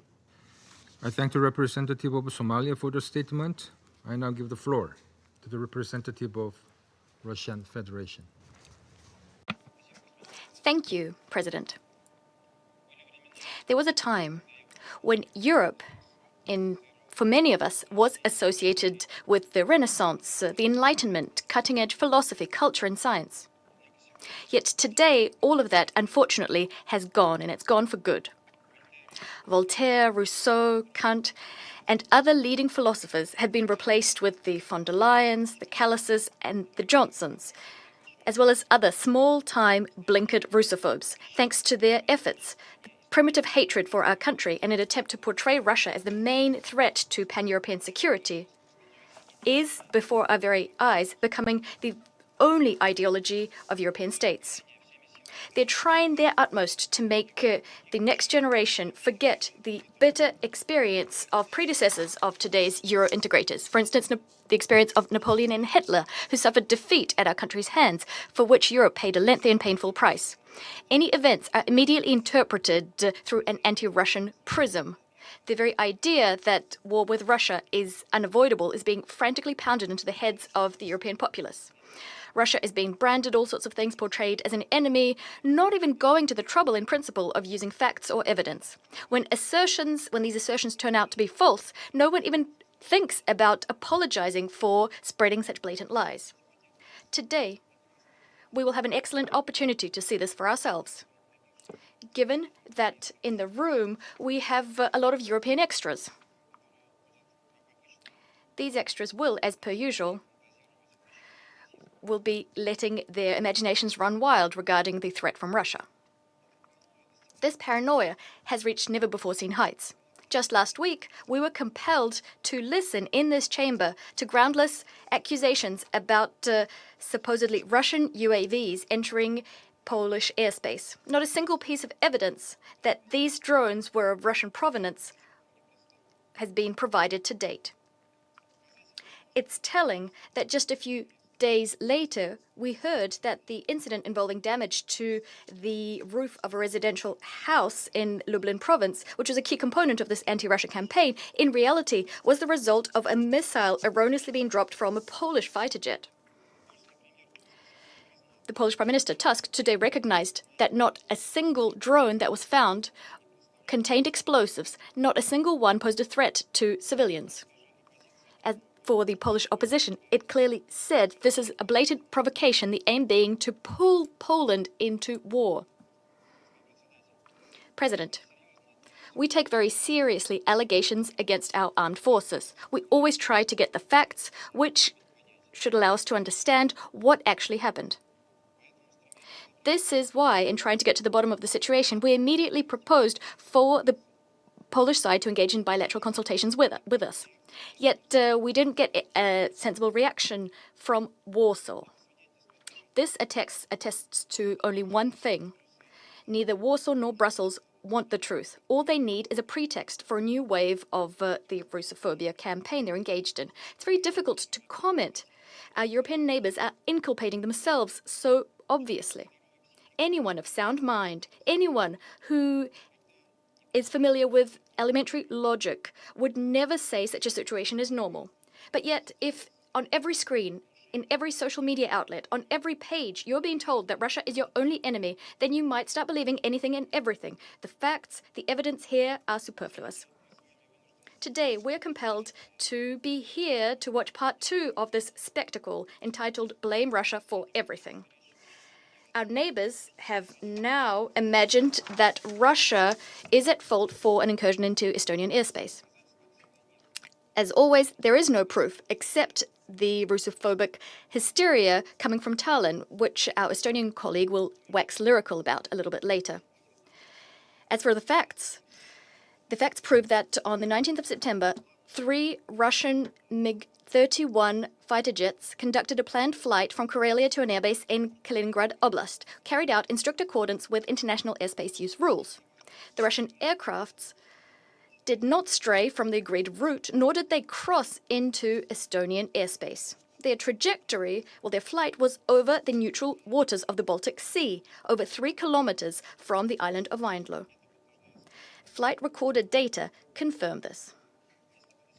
If Estonia wanted to, it could have checked this itself. But Tallinn is not pursuing such an objective. Their goal is different, going against common sense and the facts to foment hysteria and accuse Russia of provocations. Thus, NATO representatives rushed to call what happened reckless behavior. And the head of European diplomacy, who also happens to be Estonian, called for a firm stance in support of the Baltic states. To be perfectly frank, our European colleagues deserve our sympathies. After all, the project they'd been building on our borders for years, the anti-Russia project, and this is what Ukraine was actually turned into after 2014, this project is coming apart at the seams, discrediting itself. Ukraine became the Zelensky concentration camp long ago. It's not sparing its people. They're dying by the thousands every day in a senseless meat grinder in the name of Western geopolitical interests. The Zelensky regime has turned its country into a symbol of corruption, outright theft, violations of human rights, the freedom of religion, and the freedom of speech. In European capitals, despite all of this, they continue to laud so-called Ukrainian achievements, giving money and weapons to the Kiev regime, although they're clearly increasingly ashamed of their own puppets. However, they can't understand how to disentangle themselves from this fix. As a result, not-so-creative Euro bureaucrats have found nothing better to do than to whip up anti-Russian hysteria in the hope that European voters won't notice. This is a strange strategy, and without a doubt, it will achieve the opposite of what it intends to do. What will they accuse Russia of next? After all, they're not bothering to check the evidence nor the logical rationale for our actions. It's hard to think where their imaginations will take us next when no one cares about the facts. President, without a doubt, we understand that the hysteria of our European colleagues is also directed at trying to return the new US administration, including President Trump, to an anti-Russia course. It's aimed at undermining the understandings and undertakings entered into by Russia and the US by their presidents in Alaska a month ago. On this note, I'd like to quote the US Vice President, J.D. Vance, who at the Munich Security Conference at the start of this year voiced some uncomfortable conclusions, uncomfortable for Europe. The threat, and here I quote, "The threat that I worry about vis-a-vis Europe is not Russia, not China. It's not any other actor, external actor. What I worry about is the threat from within, the retreat of Europe from some of its most fundamental values, values shared with the United States," end of quote. Despite this clear-cut diagnosis contained in the aforementioned quote, Europe decided not to listen. Europe today is like an unhinged, paranoid individual unable to respond to criticism. Nor is it able to remember the lessons of history. After all, for the current cast of European leaders and Euro bureaucrats, history was reset to zero in February of 2022. Thus, drawing the lessons of history for today's Europe is bad manners. But this is a very dangerous path. We all know that history is ruthless vis-a-vis those who forget its lessons. Thus, our former European partners, if you want to get hysterical, to foment and to continue levy baseless accusations, go right ahead. But do that without our participation. We won't be partaking in this theatre of the absurd, and you don't need us there. When you decide that you want to engage in a serious discussion about European security, about the fate of our common continent, about how to make this continent prosperous and secure for everybody, we'll be ready. You know where to find us. I thank you. I thank the representative of Russian Federation for the statement. I now give the floor to the representative of Panama. Gracias, señor. Thank you, Mr. President. We are grateful for the detailed presentation of Undersecretary General Janša, providing us with a more complete picture of the events that took place in Estonia on Friday, the 19th of September. And we'd also like to welcome the ministers distinguishing us today with their presence at this meeting. Just a week ago, this council met to consider with concern the incursion of Russian drones into Polish airspace. Today, once again, we find ourselves addressing similar events, this time concerning the incursion of Russian combat aircraft into Estonian airspace. These incidents, so close together in time and of such threatening nature, illustrate a pattern of actions that could undermine regional stability, and they are a cause of concern for us all. Panama rejects any act of intimidation of one state against another. The violation of Estonian airspace cannot be seen as an isolated event, but rather as an act that threatens international peace and security, the very pillars upon which this Council rests. President, the world is going through particularly turbulent times, where the proliferation of conflicts in all regions is directly and disproportionately affecting the civilian population and global stability. The accumulation of these intimidating incidents does not contribute in any way to peace or international stability. On the contrary, these events erode trust among states and create a climate of heightened tension and vulnerability for collective security, a situation that the world can no longer in this regard, we see that these acts are expanding. Activities in the region are showing this, despite the inconclusive results that have been achieved by efforts of the parties. We still hope that genuine dialogue and decisive diplomacy and commitment can put an end to this conflict. Let us use this space where today the highest authorities are gathered together to mark the 80th anniversary of the United Nations to resume efforts in the right direction. Panama calls for caution, and we reiterate once again the primacy of the principle of respect for the sovereignty and territorial integrity of states, in full accordance with the purposes and principles enshrined in the United Nations Charter, to which we committed ourselves more than 80 years ago.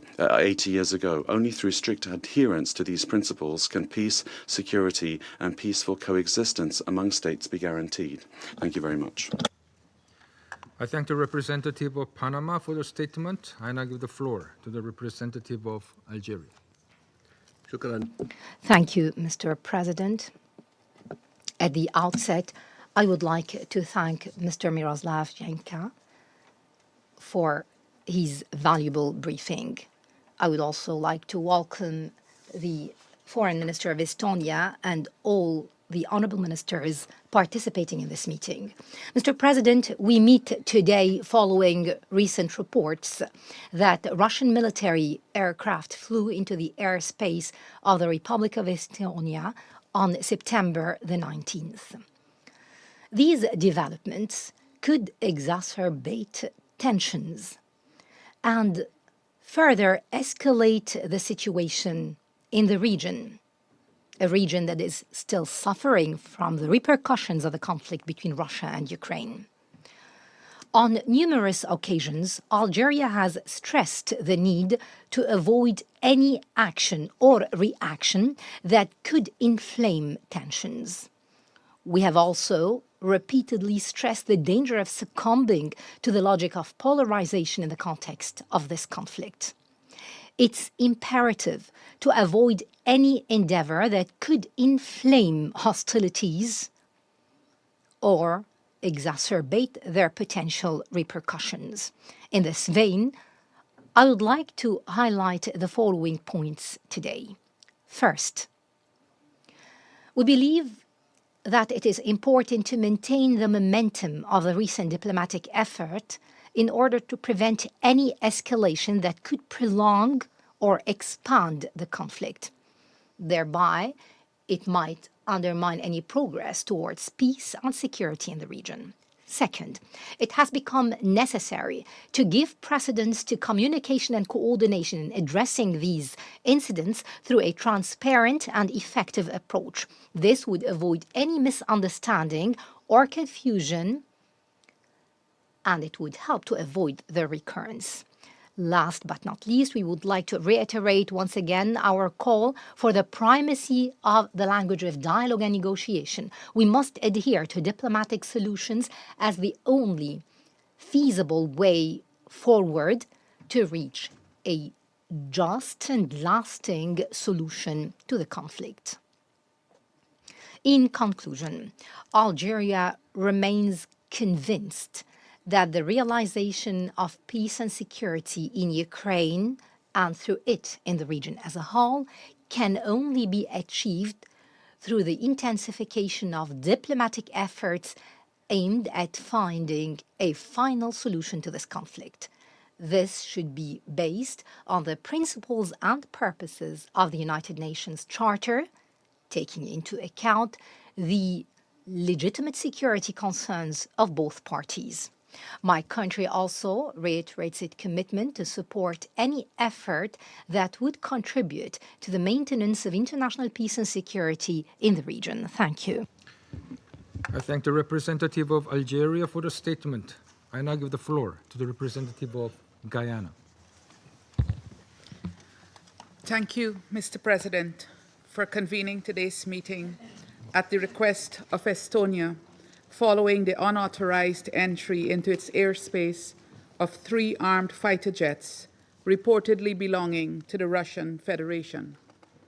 I also thank ASG Janša for his briefing and welcome the participation of the Minister of Foreign Affairs of Estonia and other ministers and high-level officials in this meeting. Mr. President, Guyana has taken careful note of the letter dated 20th of September from the permanent representative of Estonia, in which he asserts that this was the 5th violation of Estonia's airspace by the Russian Federation, marking a dangerous escalation and the most serious violation thus far.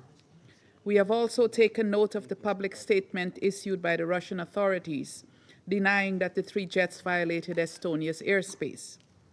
Saturday's incident appears to follow a pattern of similar events in the region that are unfolding in the context of the ongoing armed conflict in Ukraine. When this council met last week to address a similar incident in Poland, we affirmed that the violation of a country's airspace is a serious breach of its territorial integrity and a violation of international law. We also agreed on the need for de-escalation and for the states involved to establish the facts and act responsibly to avoid any further escalation of an already dangerous situation. Today, as we confront another allegation of incursion by the Russian Federation, I would like to stress the following 2 points. First, as we did last week, Guyana calls for restraint and de-escalation, and for the facts surrounding this recent incident to be thoroughly clarified. Given that there have been similar incidents in the recent past, it is reasonable to assume that they will continue to occur unless appropriately addressed. In this respect, we underscore the need for the Security Council to have access to detailed and verifiable information regarding the incidents and encourage the relevant parties to cooperate with the United Nations toward that end. Secondly, Guyana recalls the legal obligation of all UN member states to comply strictly with international law, including the provisions of the United Nations Charter and Security Council Resolution 2788. Mr. President, members of the Security Council have a collective responsibility to find ways and means of preventing disputes from escalating, including through diplomatic efforts, and must apply the tools provided in the Charter and relevant conventions for the peaceful settlement of any dispute between states. On the broader question of the ongoing armed conflict between Russia and Ukraine, we reiterate our demand for an immediate and peaceful end to the war and for the full implementation of Security Council Resolution 2774. Any expansion of this conflict will have dire consequences for innocent civilians in the region and for the world at large. This must be avoided at all costs. In closing, Mr. President, I once again urge the Russian Federation to cooperate with the affected states as well as the United Nations in providing the necessary information and finding a peaceful path forward. I thank you. I thank the representative of Guyana for the statement, and I give the floor to the representative of Sierra Leone. Thank you, Mr. President. I also thank ASG Yenke for his briefing. We welcome the participation of the representatives of Estonia, Ukraine, and other participants under Rule 37. The letter dated 20 September 2025 from the permanent representative of Estonia reporting a serious violation of its airspace is of grave concern. This report, viewed together with the earlier letter from the permanent representative of Poland on the Russian Federation's drones entering its airspace, similarly reflects an alarming pattern, increasing the risk of a regional conflagration with global consequences. Mr. President, regrettably, the 3 rounds of talks in Istanbul, which led to agreements on exchanges of prisoners of war and civilian detainees, as well as the return of Ukrainian children, and which had raised hopes for a political solution, have not been matched with advancement in the ceasefire and peace agreement negotiations. On the contrary, military operations in Ukraine have intensified and now reached the breach of airspaces of Estonia, Poland, and Romania.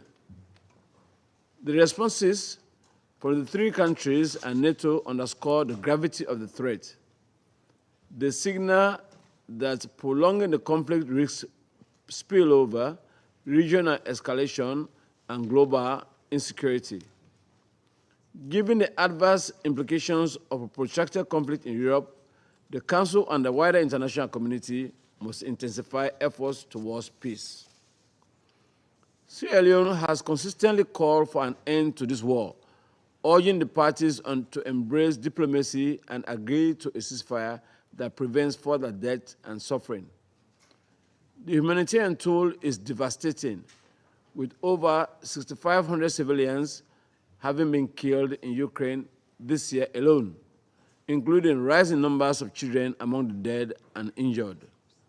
More than 10 million people have been displaced, creating the largest refugee crisis in Europe since the Second World War. Mr. President, Sierra Leone reiterates that the UN Charter enshrines the principles of sovereignty, territorial integrity, and the peaceful settlement of disputes. Article 2.3 obliges member states to resolve disputes by peaceful means while refraining from the threat of use of force. The disregard of these principles and international law, the repeated resort to force, and the inability to secure ceasefires are deeply troubling.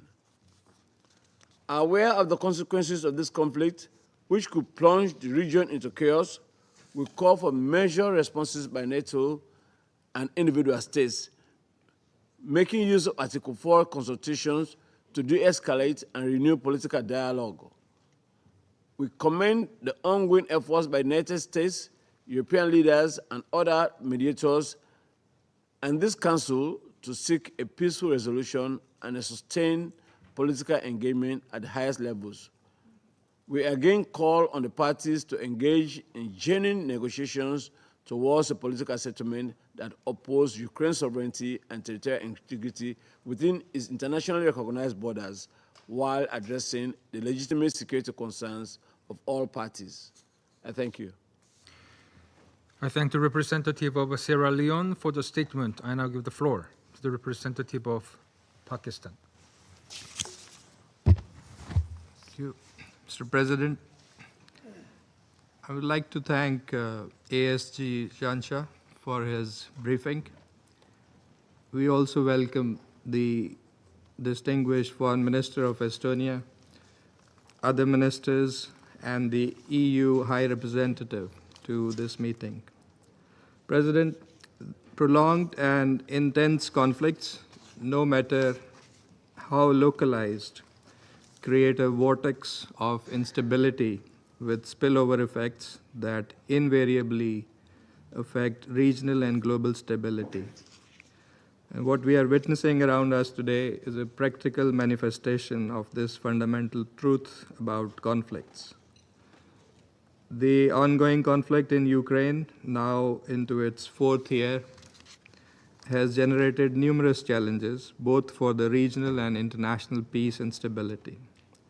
And Pakistan, alongside our fellow council members, has repeatedly drawn attention to the negative consequences of this conflict and the need to bring it to an end. We take note of Estonia's letter of 20th September addressed to this council informing about violations of its airspace. Pakistan is an ardent proponent and strong adherent to the UN Charter and its principles. Sovereignty and territorial integrity of all member states are cornerstone principles of the UN Charter, are sacrosanct and must be respected universally. Pakistan remains deeply perturbed by the ongoing conflict in Ukraine, especially its humanitarian consequences that have adversely impacted the lives of millions of people in the region. Cessation of hostilities and return to diplomacy remain the only path for achieving sustainable peace. In line with our clear and consistent position, Pakistan has always called upon the parties to demonstrate restraint, avoid escalation, and scrupulously adhere to the international humanitarian law. We firmly believe that only a meaningful dialogue, which addresses the security concerns of all sides, is anchored in the principles of UN Charter and international law, and respects the relevant multilateral agreements, can help secure peace. a peace that is both just and lasting. Pakistan stands ready to support all regional and international efforts that can pave the way for a peaceful resolution of the current conflict.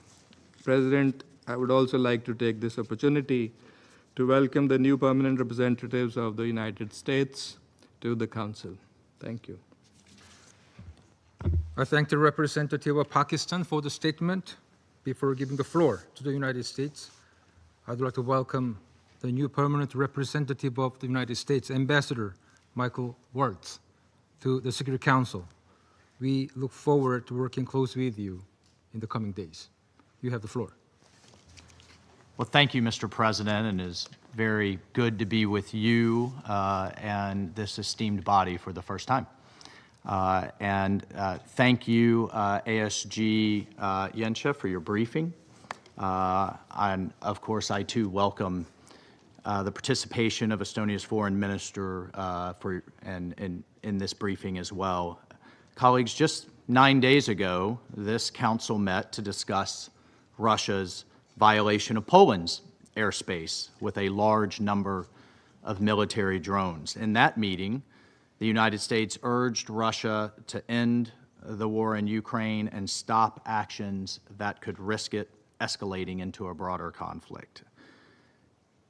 Instead, on September 19th, Russia again violated the airspace of a NATO member when 3 armed military aircraft flew 10 nautical miles into Estonian airspace, coming within 15 miles of the Estonian parliament. And as we said 9 days ago, the United States stands by our NATO allies in the face of these airspace violations, and I want to take this first opportunity to repeat and to emphasize the United States and our allies will defend every inch of NATO territory. Russia must urgently stop such dangerous behavior.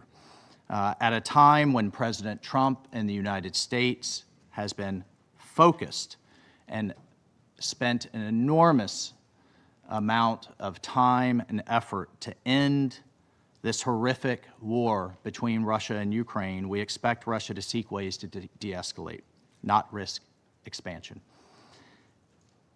This event, following on the heels of the Russian drone incursion into Polish airspace, creates the impression that Russia either wants to escalate and pull more countries into this conflict with Ukraine, or doesn't have full control of those who operate its fighter planes and drones. So either scenario is very disconcerting, given that Russia is obviously a nuclear power with global reach. And so I once again urge Russia as a permanent member of this council to uphold international peace and security, to respect the sovereignty of its neighbors, to cease violating their airspace, and I call on Russia to negotiate directly with Ukraine to end that war. I thank you, and I very much am honored and look forward to working with each of you. Thank you, Mr. President. I thank the representative of the United States for the statement. I shall now make a statement in my capacity as the representative of the Republic of Korea. To begin, my gratitude goes to ASG Yensha for the statement. Colleagues, the Republic of Korea is seriously concerned by the most recent in a series of deeply alarming incidents, this time impacting the territorial integrity of Estonia. On Friday, we were dismayed by reports of fighter jets from the Russian Federation violating Estonian airspace and remaining there over the Gulf of Finland for a total of 12 minutes. We note that this incident led to some countries responding by scrambling their jets in yet another troubling event over European territory. This once again appears to represent a significant breach of the sovereignty of United Nations member state, which could further threaten European and international security and simultaneously erode diplomatic efforts to end the war in Ukraine. Friday's incidents in the Estonian skies represent just the latest occurrence in a series of concerning actions following the recently reported Russian drone breaches of Poland and Romania. Colleagues, at this Council's 12th September meeting, in response to the violation of Poland's territorial integrity, my delegation warned that this incident was a resounding wake-up call and could mark a dangerous turning point. One, where the war in Ukraine may no longer be able to be contained, instead spreading incrementally and insidiously further into Europe. Today, we reiterate our expanding concern over yet another seeming escalation. This incident suggests a troubling pattern that could proliferate and interconnect, raising the risk of grave miscalculation over even miscommunication. And it vividly illustrates the urgency of decisively ending this war. Colleagues, we remind once again the Security Council of Russia and the DPRK's ongoing unlawful military cooperation, which violates multiple Security Council resolutions and directly threats peace and security in Europe and Asia. It must stop immediately. In conclusion, alongside the international community, the Republic of Korea continues to support diplomatic efforts to bring about lasting peace in this region. And I resume my functions as President of the Council. I now give the floor to His Excellency Mr. Margus Charkuna, Minister for Foreign Affairs of Estonia. Your Excellencies, thank you, President. Please allow me to thank the Presidency for convening the Security Council meeting at such a short notice. And I also would like to thank ASG Jensa for his valuable briefing. Ladies and gentlemen, what brings us here today is alarming. On 19 September 2025, 3 armed Russian MiG-31 fighter jets deliberately entered Estonian airspace in violation of our territorial integrity. They remained in our skies for 12 minutes, penetrating up to 10 kilometers deep and covering nearly 100 kilometers inside our sovereign territory. These are the hard facts based on solid evidence, whatever Russia is claiming. And let me show you the screenshot from our most modern radar screenshot. So you can see here as well, the red line is a violation of Estonian territory and sovereignty. You can see it very clearly. This is a fact. This is not something else. So here you can say, you can also see the radar screenshot where Russia fighter jets entered, where they were, and how they went out. They were warned already before. There was a very clear communication on all different channels as well, visibly. And there was no response, and just Russian fighter jets, they continued the violation of Estonian and also NATO airspace for 12 minutes, 100 kilometers. And this is a lot. And these are the hard evidences for that. Also, there are pictures of these fighter jets, and it is very clear that these fighter jets, they carried as well missiles. All of them, they carried missiles, and they were combat-ready planes. And you can see from here as well, Russian representatives, that these are the photos which really were taken during this heavy violation of NATO and Estonian airspace. So what I want to say, that violation is crystal clear, and Russia is lying again, as it has been lied before several times. We remember the occupation of Georgia, 2008, 2014, Crimea, 2022, aggression against Ukraine started. So please don't lie again. Hard evidence is here. So it is a dangerous escalation. It was a fourth violation of Estonia's airspace by Russia this year alone. By this one was deeper, longer, with 3 armed aircraft simultaneously and just minutes flight time away from Tallinn, our capital. I want to recall that member states' sovereignty and territorial integrity on land, at sea, and in the air must be respected at all times. So this was yet another reckless and flagrant violation of the United Nations Charter and of international law by our neighbor. We are here today because this violation of our sovereignty and threat of use of force concerns not only Estonia, but the entire international community. The 19 September incursion was not an isolated act, but part of a broader pattern of Russian provocations against its neighbors, while the permanent member of the Security Council continues its full-scale war of aggression against Ukraine. On 9th of September, Russia presently violated Poland's borders by sending 19 drones into Poland's airspace.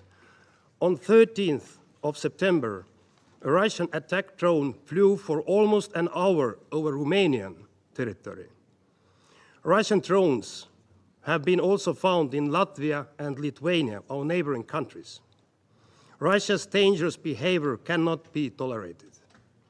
To do so would seriously undermine not only the United Nations Charter and the international law, but would set very dangerous precedent, encouraging further aggression, fueling regional and global tensions, and ultimately endangering global peace and security. Ladies and gentlemen, for the first time in 34 years since Estonia joined the United Nations, we were obliged to ask the presidency to convene this meeting in the spirit of the preventive diplomacy and in order to stop immediately attempts at further escalation by Russia. We use this occasion to call again on the Russian Federation loud and clear to cease, without delay, its war of aggression against sovereign Ukraine and to abide by the obligations enshrined in the Charter of the United Nations. We call on Russia to end all provocations and threats against its neighbors' sovereignty and territorial integrity.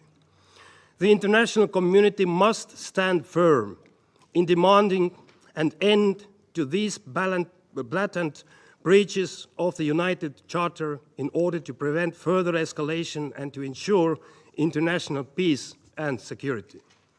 Ladies and gentlemen, Estonia is convinced that all responsible members of the international community should always call out such outrageous actions by any member of the United Nations, and even more so by a permanent member of the Security Council, entrusted with a special responsibility to safeguard international peace and security. And yet, words are not enough. As Russia itself has become a real threat to global peace and security, we need to exercise collectively maximum pressure on Russia, forcing it to just and lasting peace in Ukraine and forcing it to abandon its criminal, neo-colonial and imperial ambitions. Together we can hold Russia accountable for its crime of aggression against Ukraine, for the war crimes and crimes against humanity it has committed since 2014, and for its ongoing violations of international treaties and agreements it has pledged to uphold. Impunity, appeasement and further concessions would only embolden Putin and would lead to new crimes. We can succeed only if acting decisively together in defense of the United Nations Charter and the international law. Finally, let me assure that the members of the Security Council and wider audience that Russia's threats and provocations are not going to weaken our resolve to support Ukraine is its defense against the Russian aggression. Just and lasting peace in Ukraine will strengthen the multilateral system based on international law, with the United Nations and its charter at the core, as well as international peace and security across the globe. Thank you, President. I thank His Excellency Mr. Tsakna for the statement. I now give the floor to Her Excellency Ms. Kaja Kallas, High Representative of the European Union for Foreign Affairs and Security Policy and Vice President of the European Commission. Thank you, Mr. President, Excellencies. The United Nations was founded on a set of shared values and principles, foremost the pursuit of peace and security. Although these values are being continuously tested and tried, the adherence to these values is still what brings us together in this room.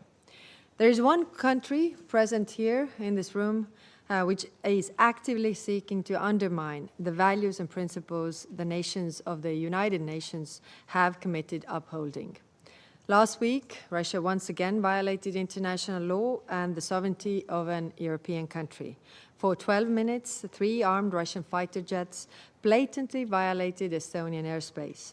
The same type of fighter jets that regularly bomb innocent civilians in Kiev. The recent violation of Estonian airspace is unprecedented in both scale and recklessness. It was a deliberate provocation which could have ended with devastating results. This comes after Russian violation of both Polish as well as Romanian airspace with drones a week earlier. It cannot be that Russia accidentally violates 3 times in 2 weeks European airspace. And if it was accidentally, it was a mistake, there has been plenty of time for Russian Federation to apologize and say, sorry, we made a mistake. Instead, we see a pattern. Russia is testing European borders, probing our resolve, undermining the security of the whole of Europe. Russia will continue to provoke as long as we allow it. Therefore, the United Nations and the international community must clearly condemn such actions. It is a breach of the UN Charter, which obliges all states to respect the sovereignty and territorial integrity of other countries. And it is particularly cynical that a permanent member of the UN Security Council, entrusted with safeguarding peace, actively seeks to undermine it. Russia's aggression against Ukraine continues, and now it is extending provocations against the European Union members. Russia hopes that it might force us to draw our focus away from supporting Ukraine and focus solely on our own security. Well, let me be very clear. European security starts with Ukraine.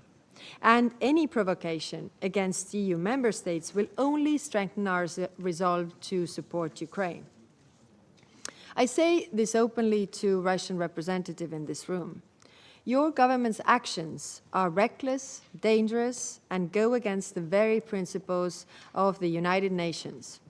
Our response is united and firm. First, we stand in full solidarity with Estonia, Poland, and Romania. Second, we collectively condemn Russian sovereignty violations. And third, the European Union will continue to help strengthen European defense and deterrence together with NATO. And fourth, for every test or every violation of our security, our resolve to support Ukraine grows. Russia cannot be allowed to normalize such behavior. International law is not optional. The sovereignty and security of one member state is sovereignty and security of all. I call on you to condemn Russia's violation of Estonia's airspace. Thank you. I thank Her Excellency Ms. Kallas for the statement. I now give the floor to His Excellency Mr. Radoslav Sikorski, Deputy Prime Minister and Minister for Foreign Affairs of the Republic of Poland. Mr. President, Excellencies, This Emergency Security Council meeting has been called because a mere week after Russia sent drones into Poland, 3 Russian MiG-31 fighter jets with their transponders off entered Estonian airspace without authorization and lingered for 12 minutes. On the same day, 2 Russian fighter jets violated the security zone over the Polish drilling platform in our economic zone in the Baltic Sea. If these were accidents, why not immediately acknowledge them and apologize? We have given Russia a pass in the past in such circumstances. But we have not heard any apologies, only lies. Together with the intensification of attacks on Ukraine, they seem to be an eloquent comment on, quote, moving from confrontation to dialogue, end quote, promised by Vladimir Putin in Alaska. These breaches of airspace are suspect because they are an escalation of hybrid war which Russia has waged against the West for years. Murders of politicians, journalists, human rights defenders and defectors, cyber attacks against hospitals and financial institutions, arsons, including in Poland, UK and Lithuania, postal packages containing incendiary devices all over Europe, including Germany, attacks on Ukrainian embassies, in addition to standard espionage and disinformation. Excellencies, this Council has a responsibility to send a clear message that such provocations will not be tolerated. It must stand in solidarity with Estonia, Romania, Poland, and all nations whose sovereignty is threatened by systemic Russian aggression. To the representatives of Russia, I have this to say. We know you don't care for international law and you are incapable of living in peace with your neighbors. Your insane nationalism contains a lust for domination that will not cease until you realize that the age of empires is over and that your empire will not be rebuilt. Every drone strike by the heroes of the armed forces of Ukraine, may God bless them, brings this day closer. Your 3-day special military operation can't even conquer Donbass for 10 years now. But the potential for criminal, catastrophic Russian mistakes is still there. By ordering mobilization in 1914, you precipitated the start of World War I, which bled Europe white and led to your Bolshevik Revolution. By signing the Hitler-Stalin Pact, you helped launch World War II, the bloodiest in history. By Sovietizing Central Europe, you caused the Cold War. Don't start another one. We are peaceful democracies who have studiously avoided actively joining your attempt to reconquer Ukraine. But we will not be intimidated. I have only one request to the Russian government. If another missile or aircraft enters our space without permission, deliberately or by mistake, and gets shot down and the wreckage falls on NATO territory, please don't come here to whine about it. You have been warned. Thank you. I thank His Excellency Mr. Sikorsky for the statement. I now give the floor to His Excellency Mr. Johann Wadefu, Federal Minister for Foreign Affairs of Germany. Mr. President, 12 minutes. 12 minutes in which 3 Russian fighter jets brazenly ventured into Estonian airspace. 12 minutes in which they made their way almost to the Estonian capital, to Tallinn. What happened early Friday morning marked a further dangerous escalation by Russia. The incursion came just over a week after more than 20 Russian drones had entered Polish airspace. Once again, in Estonia, Russia violated, without any provocation, the territorial integrity of one of its neighbors, and thus one of the fundamental principles of the UN Charter. We condemn this grave violation of international law. This is not the behavior of a state seeking to preserve global peace and security, but one of recklessly disregarding international norms. Together with our partners, Germany stands firmly in solidarity with Estonia. We stand together against those who seek to use military coercion to undermine our sovereignty, freedom, and solidarity.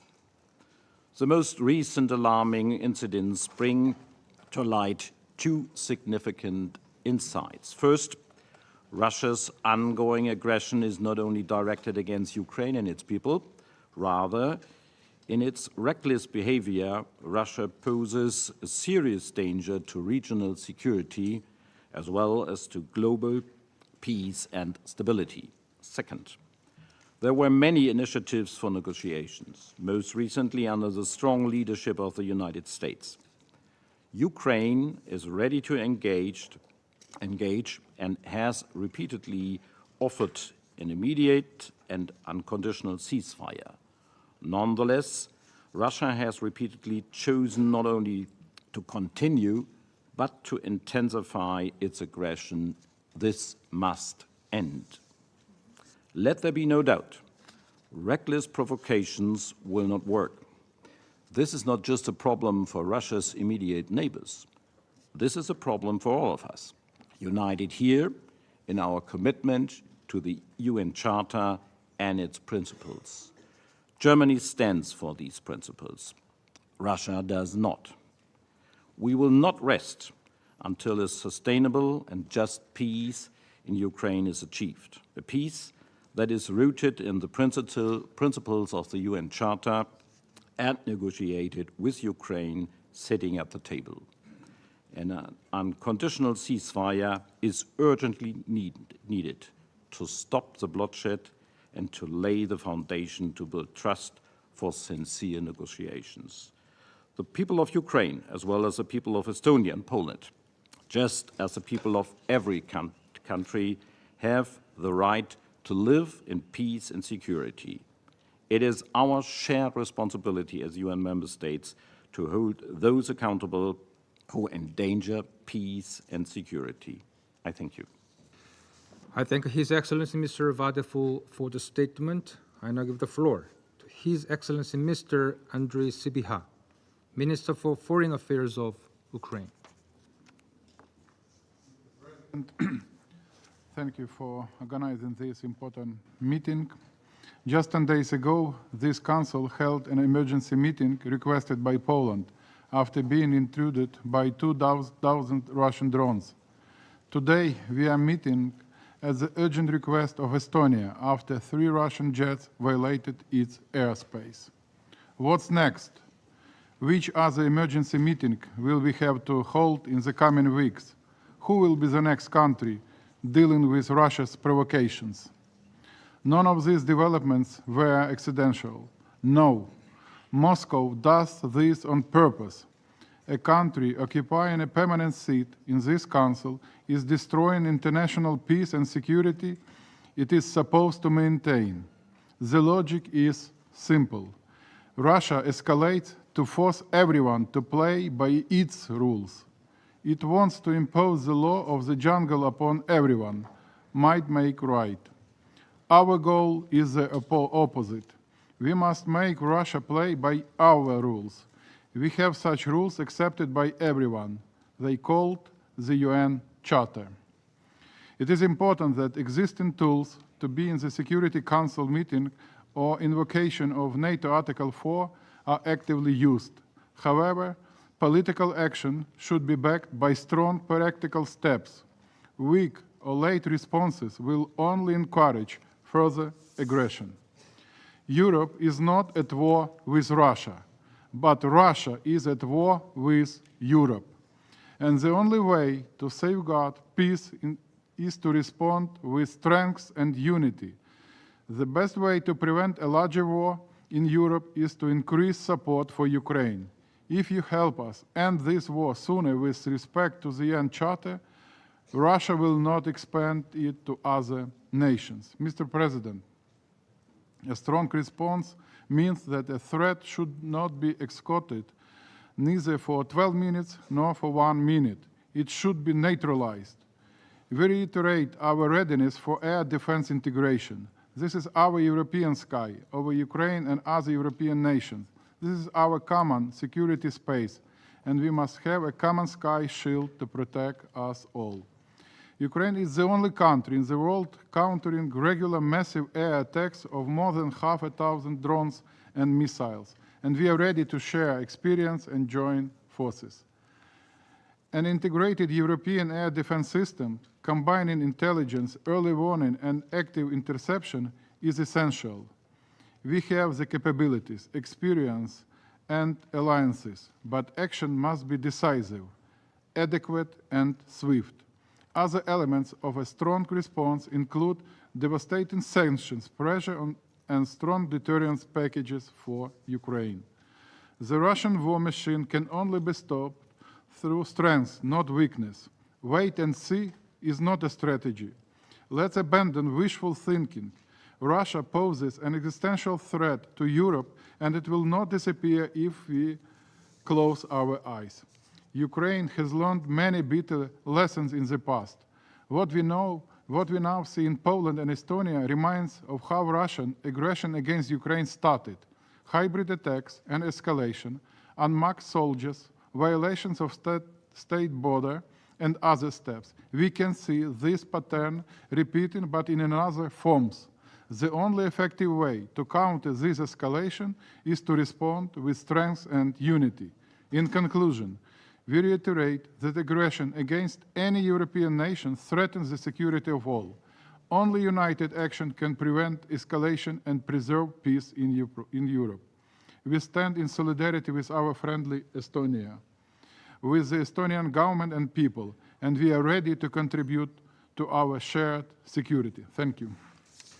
I thank His Excellency Mr. Sibiha for the statement. I now give the floor to Her Excellency Mrs. Oana Silvia Toiu, Minister for Foreign Affairs of Romania.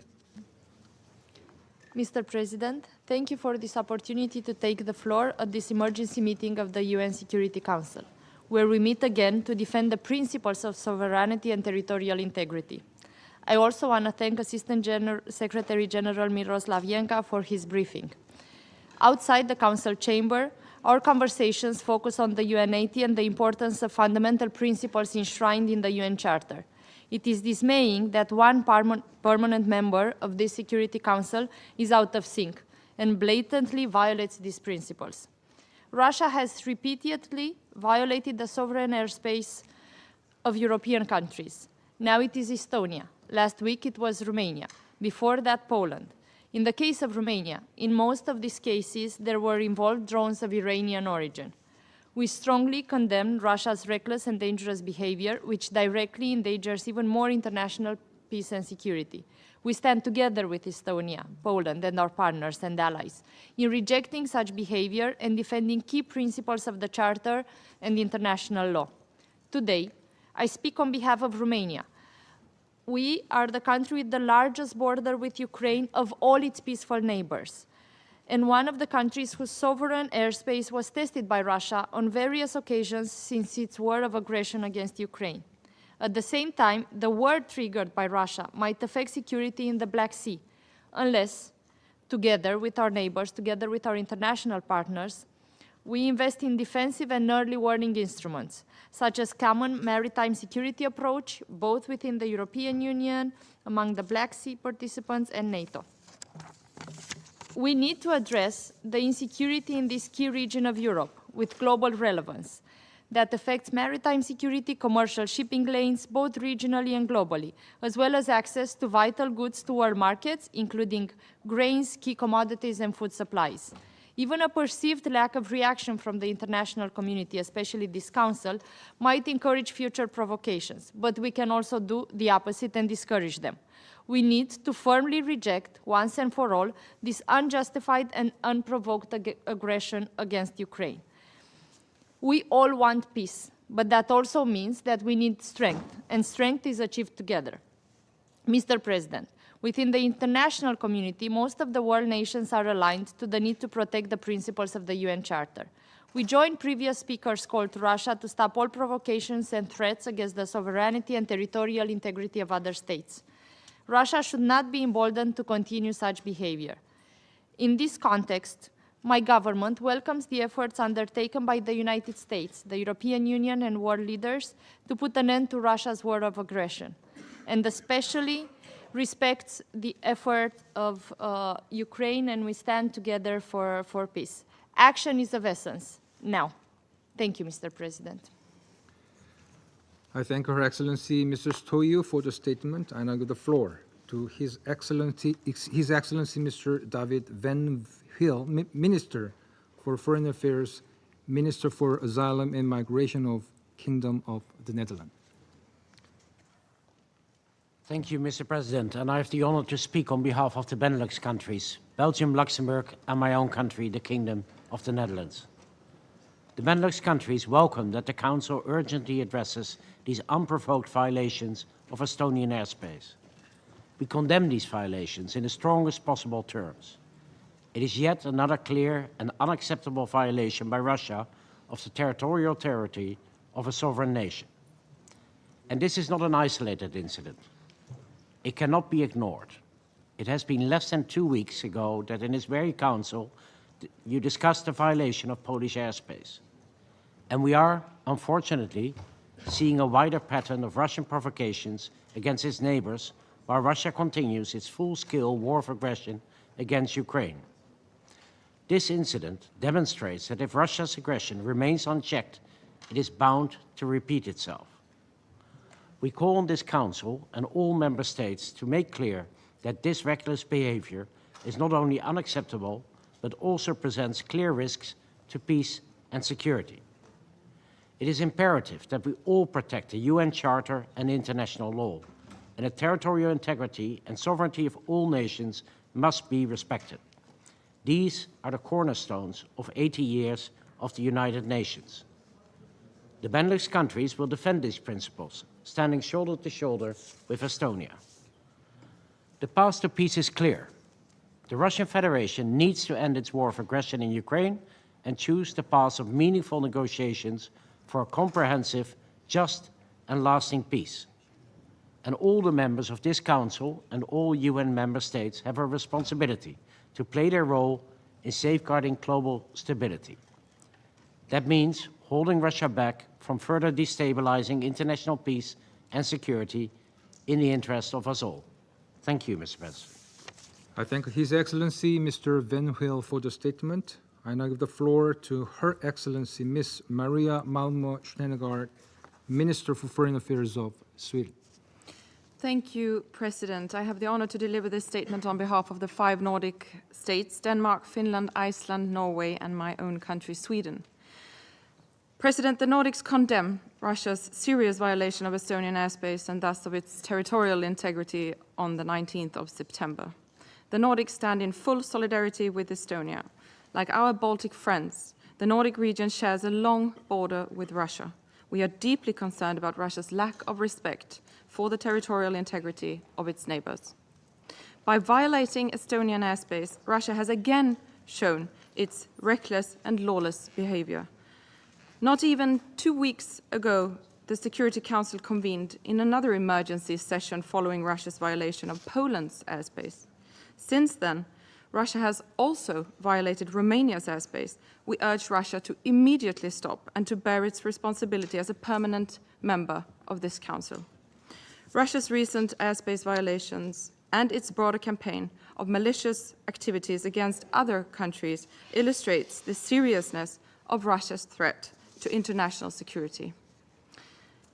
It only strengthens our resolve in facing this threat by upholding our sovereignty and territorial integrity, as well as further intensifying our long-standing support to Ukraine.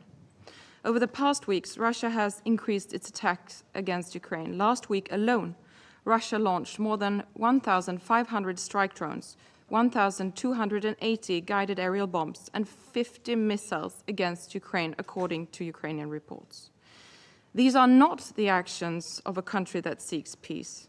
The Nordic countries support a comprehensive, just and lasting peace based on the UN Charter and international law. A peace must respect Ukraine's independence, sovereignty, and territorial integrity. President, we need to remind ourselves that Russia is waging a war of aggression against Ukraine in blatant violation of international law. Russia could end its war tomorrow. Until it does, the Nordics stand undeterred in face of Russia's illegal actions. I thank you. I thank Her Excellency Ms. Malmö Steingart for the statement. I now give the floor to Her Excellency Ms. Babia Bratze, Minister for Foreign Affairs of Latvia. Mr. President, I deliver this statement on behalf of two Baltic states, Lithuania and my own country, Latvia. I thank the Presidency of the Council for convening this meeting, and I thank Assistant Secretary General Janša for the briefing. Lithuania and Latvia stand in full solidarity with our neighbor and ally, Estonia. On 12 September, this Council strongly condemned the violation of Polish airspace by a massive Russian drone incursion. We expressed our full solidarity with Poland at that meeting, and we warned of the risk of further provocations by Russia. Now it is Estonia calling this meeting in response to another grave and deliberate escalation by Russia. Mr. President, Europe has witnessed a growing number of Russia's non-conventional attacks, ranging from GPS jamming, sabotage, attempts to place explosives on DHL planes, to drone incursions. Russia's war in Ukraine and Russia's flagrant violation of Estonia's airspace once again demonstrates Russia's complete disregard for the authority of this Council, and also for the demands expressed by international community in numerous UN General Assembly resolutions. And Mr. President, let me say, we are not facing a Ukraine crisis. We are faced with Russia crisis. As we speak at this emergency meeting, Russia continues to target and destroy Ukrainian cities, critical civilian infrastructure, kill innocent civilians, medical personnel, children, women, all in pursuit of a land grab. Contrary to the efforts of the President of the United States and European and Ukrainian partners, Russia doesn't seek peace. Russia's imperial and colonial ambitions brutally violate UN Charter. Remember Georgia in 2008, Crimea in 2014, and then the full-scale aggression against Ukraine since 2022. Mr. President, today in 1939, Soviet and Nazi forces held a joint military parade to celebrate invading and partitioning Poland. We will never accept Russia's attempts to attack, dominate, intimidate, or establish a sphere of influence over its neighbors. Empires are dead. We, the free and democratic countries, will continue to invest in our deterrence, defense, resilience. We are working closely with our allies to deploy additional capabilities to ensure that future Russian provocations are not tolerated. And we ask the Council to continue to be engaged on upholding international peace and security. We are committed to it. Yet, ironically, again, it is the aggressive, revanchist behavior of Russia, permanent member of this August Council, who is gravely undermining global security. So Latvia and Lithuania call on this Council and all UN member states to condemn Russia's aggressive actions in the strongest terms. I thank you, Mr. President. I thank Her Excellency Ms. Baiba Bratze for the statement. There are no more names inscribed on the list of speakers. The meeting is adjourned.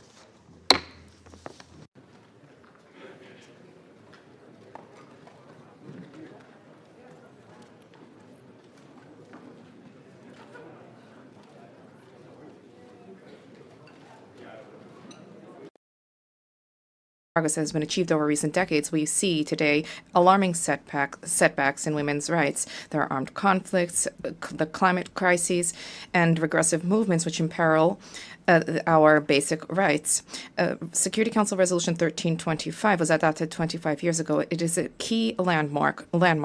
When women participate in peace processes and are present at the negotiating table, the agreements that are the fruit of these negotiations are more inclusive, and peace is more likely to be attained and to be lasting. As part of our commitment to human rights and the dignity of every person, Monaco has always supported international efforts for advancing gender equality. Both on our soil and through international cooperation, the Principality has been working proactively to promote girls' access to education, women's economic empowerment and independence, as well as the fight against all forms of violence, including in conflict and crisis contexts. The Monegasque Committee for the Protection and Promotion of Women's Rights was established in 2018. Today, this is the cornerstone for mobilization and awareness at the national level. The government of our Principality is working closely with UN agencies such as UN Women and its Sport for Generation Equality framework, which recognizes the role of sports as key leverage towards social transformation. Monaco is proud of supporting this initiative. We believe that sports should be an engine for empowerment, for respect, and for solidarity. UNICEF and UNFPA are also key partners for our action through tangible projects. So these partnerships help to anchor the principles of the Beijing Declaration in actions on the ground. I also wish to highlight the key role of civil society, women leaders, young people, and male allies in building a world that is more just, with greater solidarity and greater equality. Our Principality reaffirms our commitment to continue along this path in a decisive way alongside all of those who work day by day to ensure that this equality becomes a reality. Thank you. I thank His Serene Highness Prince Albert II of Monaco, Sovereign Prince of the Principality of Monaco. And I have the honor now to give the floor to His Excellency Assali Assoumani, President of the Union of the Comoros.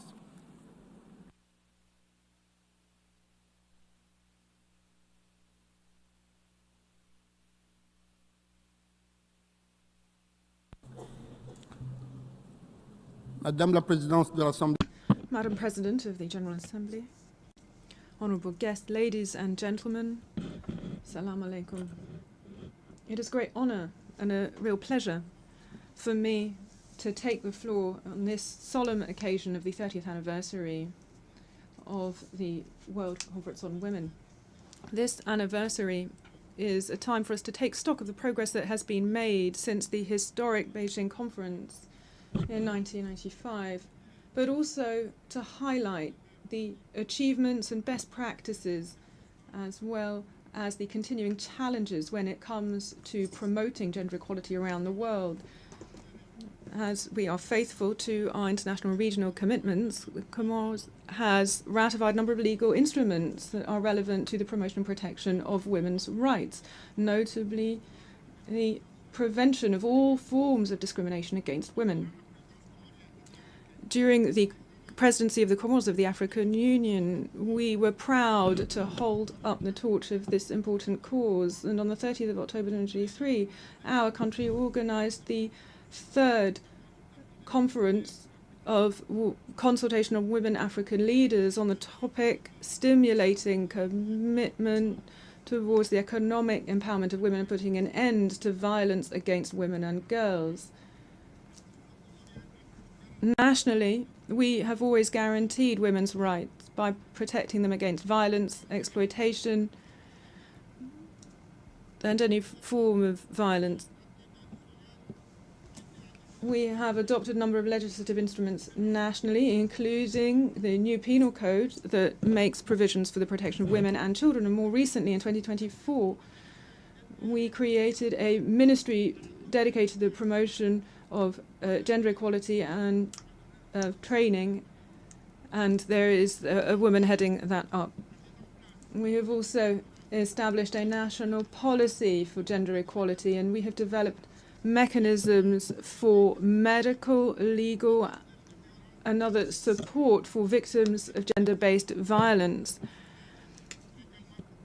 And we also offer special support for women and girls who have been victims. The network of women African leaders is actively involved with local authorities. I have placed the promotion of women at the heart of our priorities, and today women hold positions of responsibility both within the government, the parliament, legal and judicial institutions, and other areas. The interpreter apologizes, the speaker's microphone has been cut off.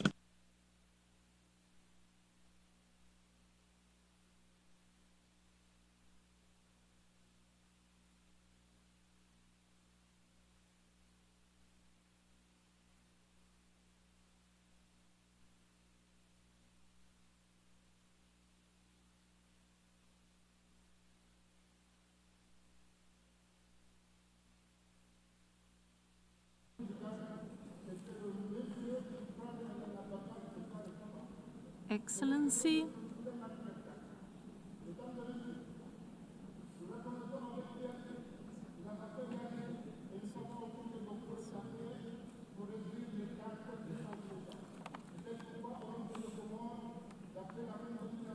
Excellency, kindly conclude your statement.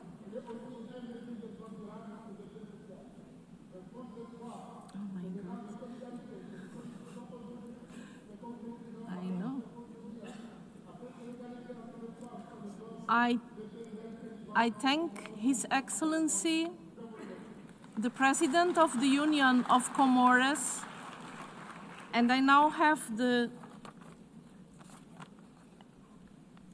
give the floor to His Excellency Bassirou Diomaye Diakhar Faye, President of the Republic of Senegal.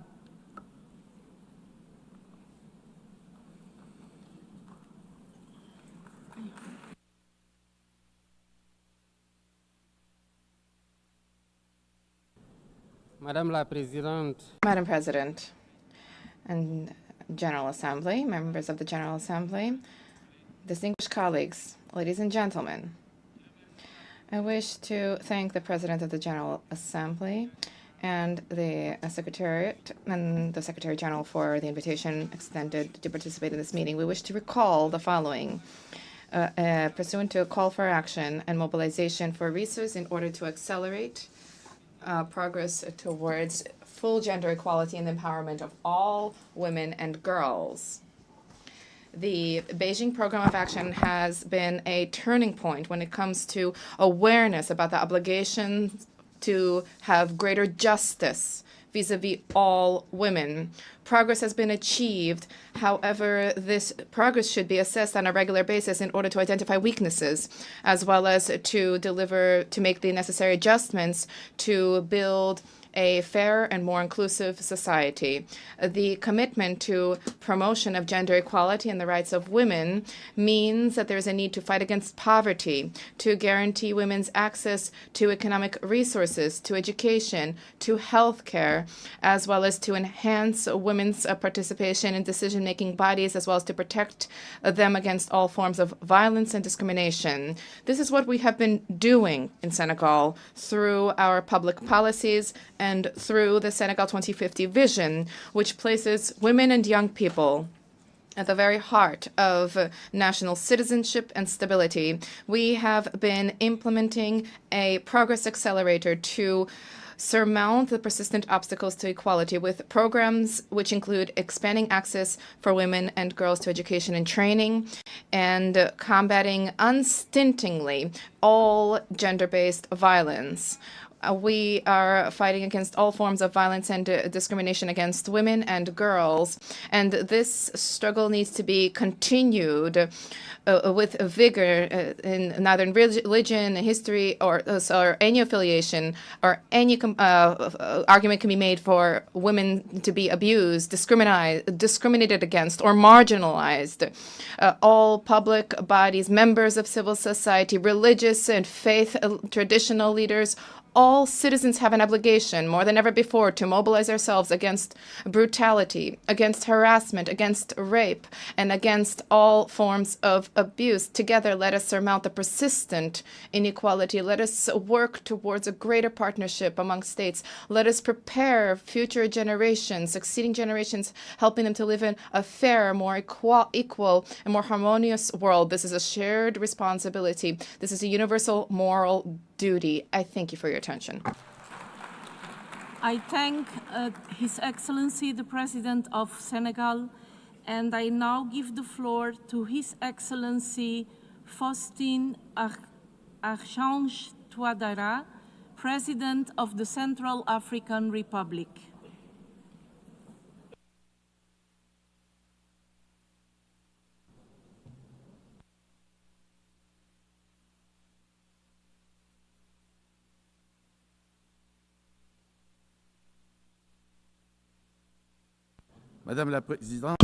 Madam President, Excellencies, ladies and gentlemen, I am honoured to take the floor at this high-level meeting.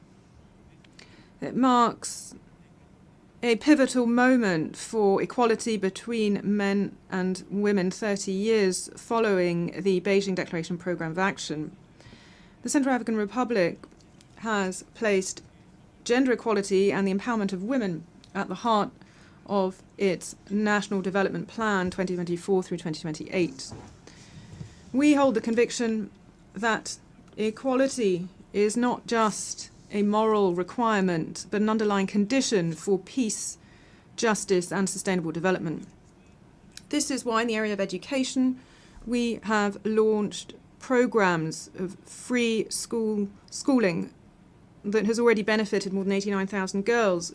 We also have the Maingo project with the support of the World Bank, and this helps to combat school dropouts by providing scholarships to adolescents who are threatened by poverty, early marriage, and early pregnancy. In the area of maternal and infant health, we are strengthening the training of midwives to enable access to obstetrical services and also to avoid and reduce avoidable deaths by protecting every single life, especially in rural areas. Political participation and peace building in this area, we are implementing our third National Action Plan on Resolution 1325, Women, Peace and Security, and we have updated our plan, Beijing Plus 30. We're also strengthening accountability mechanisms so that women and young people and the most vulnerable are truly at the heart of public action. However, there is still a great deal left to be done. Keeping girls in school and high school, despite their poverty and social norms, continues to be a challenge. We need massive investment in the education of girls and in maternal health, because this is where the future of Africa is hanging in the balance. Let us adopt strong measures to ensure that political equality so that parliaments, governments and local authorities truly reflect this half of humanity. Let us support women's entrepreneurship through loans, training and access to market. And we should do this because economic empowerment is the key to ensuring dignity for women. Let us protect women from gender-based violence through the rigorous implementation of laws and access to justice and support for survivors. The Central African Republic is committed to continuing with the reforms we have already undertaken with the support of our partners, UN Women and other friendly nations. I thank you. The interpreter apologizes. The speaker is not audible.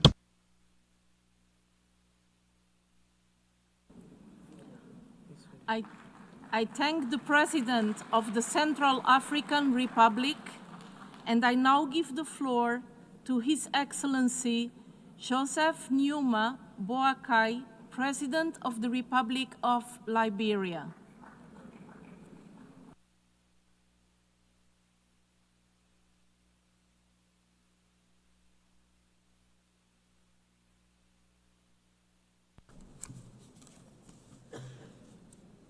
Madam President, Secretary General, distinguished delegates, ladies and gentlemen, 30 years ago, the Beijing Declaration charted a bold and hopeful path for women and girls everywhere.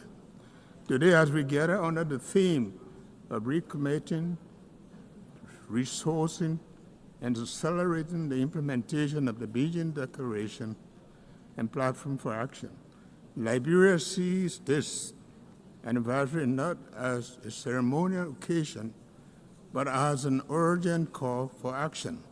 Under my leadership, Liberia is determined to move from pledges to results.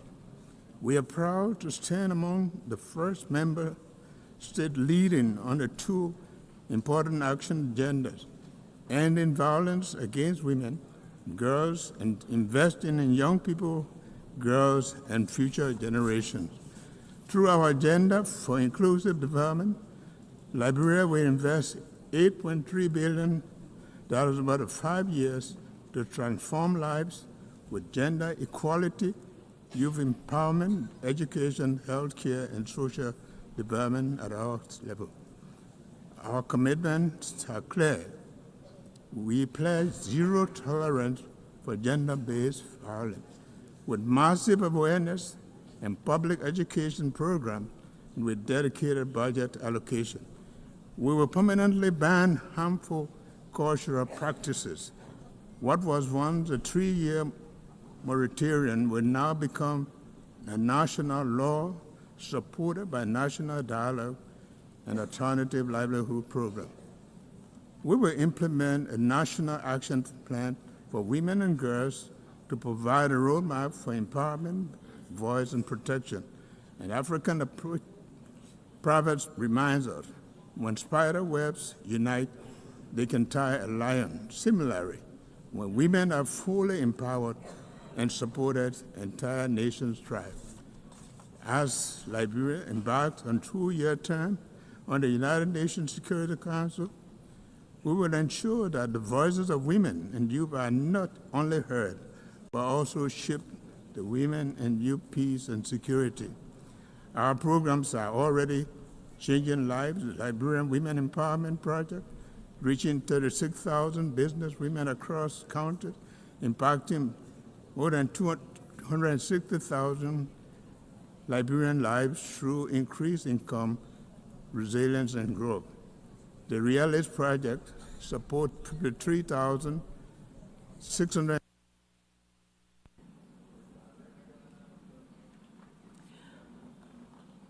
I thank the President of the Republic of Liberia,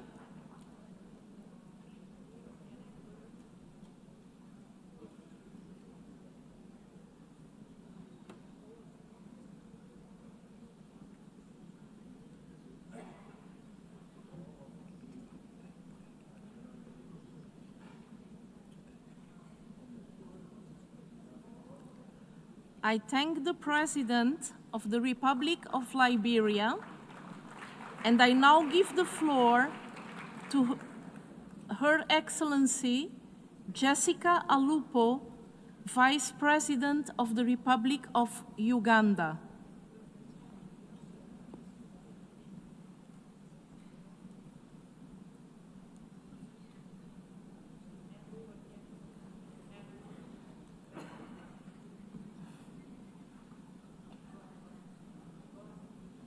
Madam President, Excellencies, ladies and gentlemen, I thank the United Nations Secretary General and the UN Women for organizing this commemorative meeting to mark 30 years since the Fourth World Conference on Women in Beijing. Excellencies, Uganda reaffirms its unwavering commitment to the full implementation of the Beijing Platform for Action. Over the past 3 decades, our government has made significant strides in advancing gender equality and empowering women and girls, particularly in the following areas: legal and policy frameworks. Uganda's 1995 constitution enshrines equality and prohibits discrimination against women. We have enacted comprehensive legislations, including the Land Act, Domestic Violence Act, the Female Genital Mutilation Act, the Succession Act, the Children's Act, among others, providing a robust legal basis to promote and protect women's rights. Women in leadership. Today, women constitute 45% cabinet, 34% parliament, and 45.7% local government positions. Economic empowerment. Through targeted programs such as Uganda Women Entrepreneurship, Youth Livelihood Programs, and GROW, we are enhancing women's access to affordable capital, skilling, markets, and formal business registration. We continue to invest in infrastructure such as markets, innovation hubs, to support women-led enterprises and value addition. In education and skills, Uganda offers free education at primary and secondary levels. We have introduced affirmative action policies, including an additional 1.5 points for girls in university admissions and further incentives in STEM field. Through a second chance education initiatives, we are supporting adolescent mothers and school dropouts to return to school and complete their education. These achievements have not come easily. They are as a result of tireless advocacy, and we would like to pay tribute to Our Excellency General Yoweri Kaguta Museveni for upholding the political will necessary to sustain these gains. Excellencies, as I conclude, let us recommit to the 1995 declaration. Let us engage all men and boys as partners in this journey. Let us act with urgency, unity.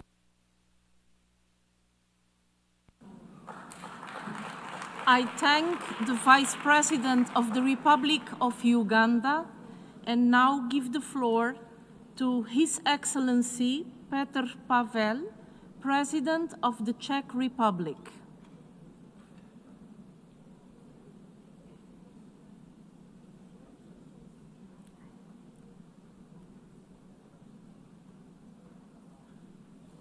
Madam President, Excellencies, ladies and gentlemen, 30 years ago, the Beijing Declaration and Platform for Action set out a bold vision that women and men should finally stand equal in their rights, opportunities, and dignity.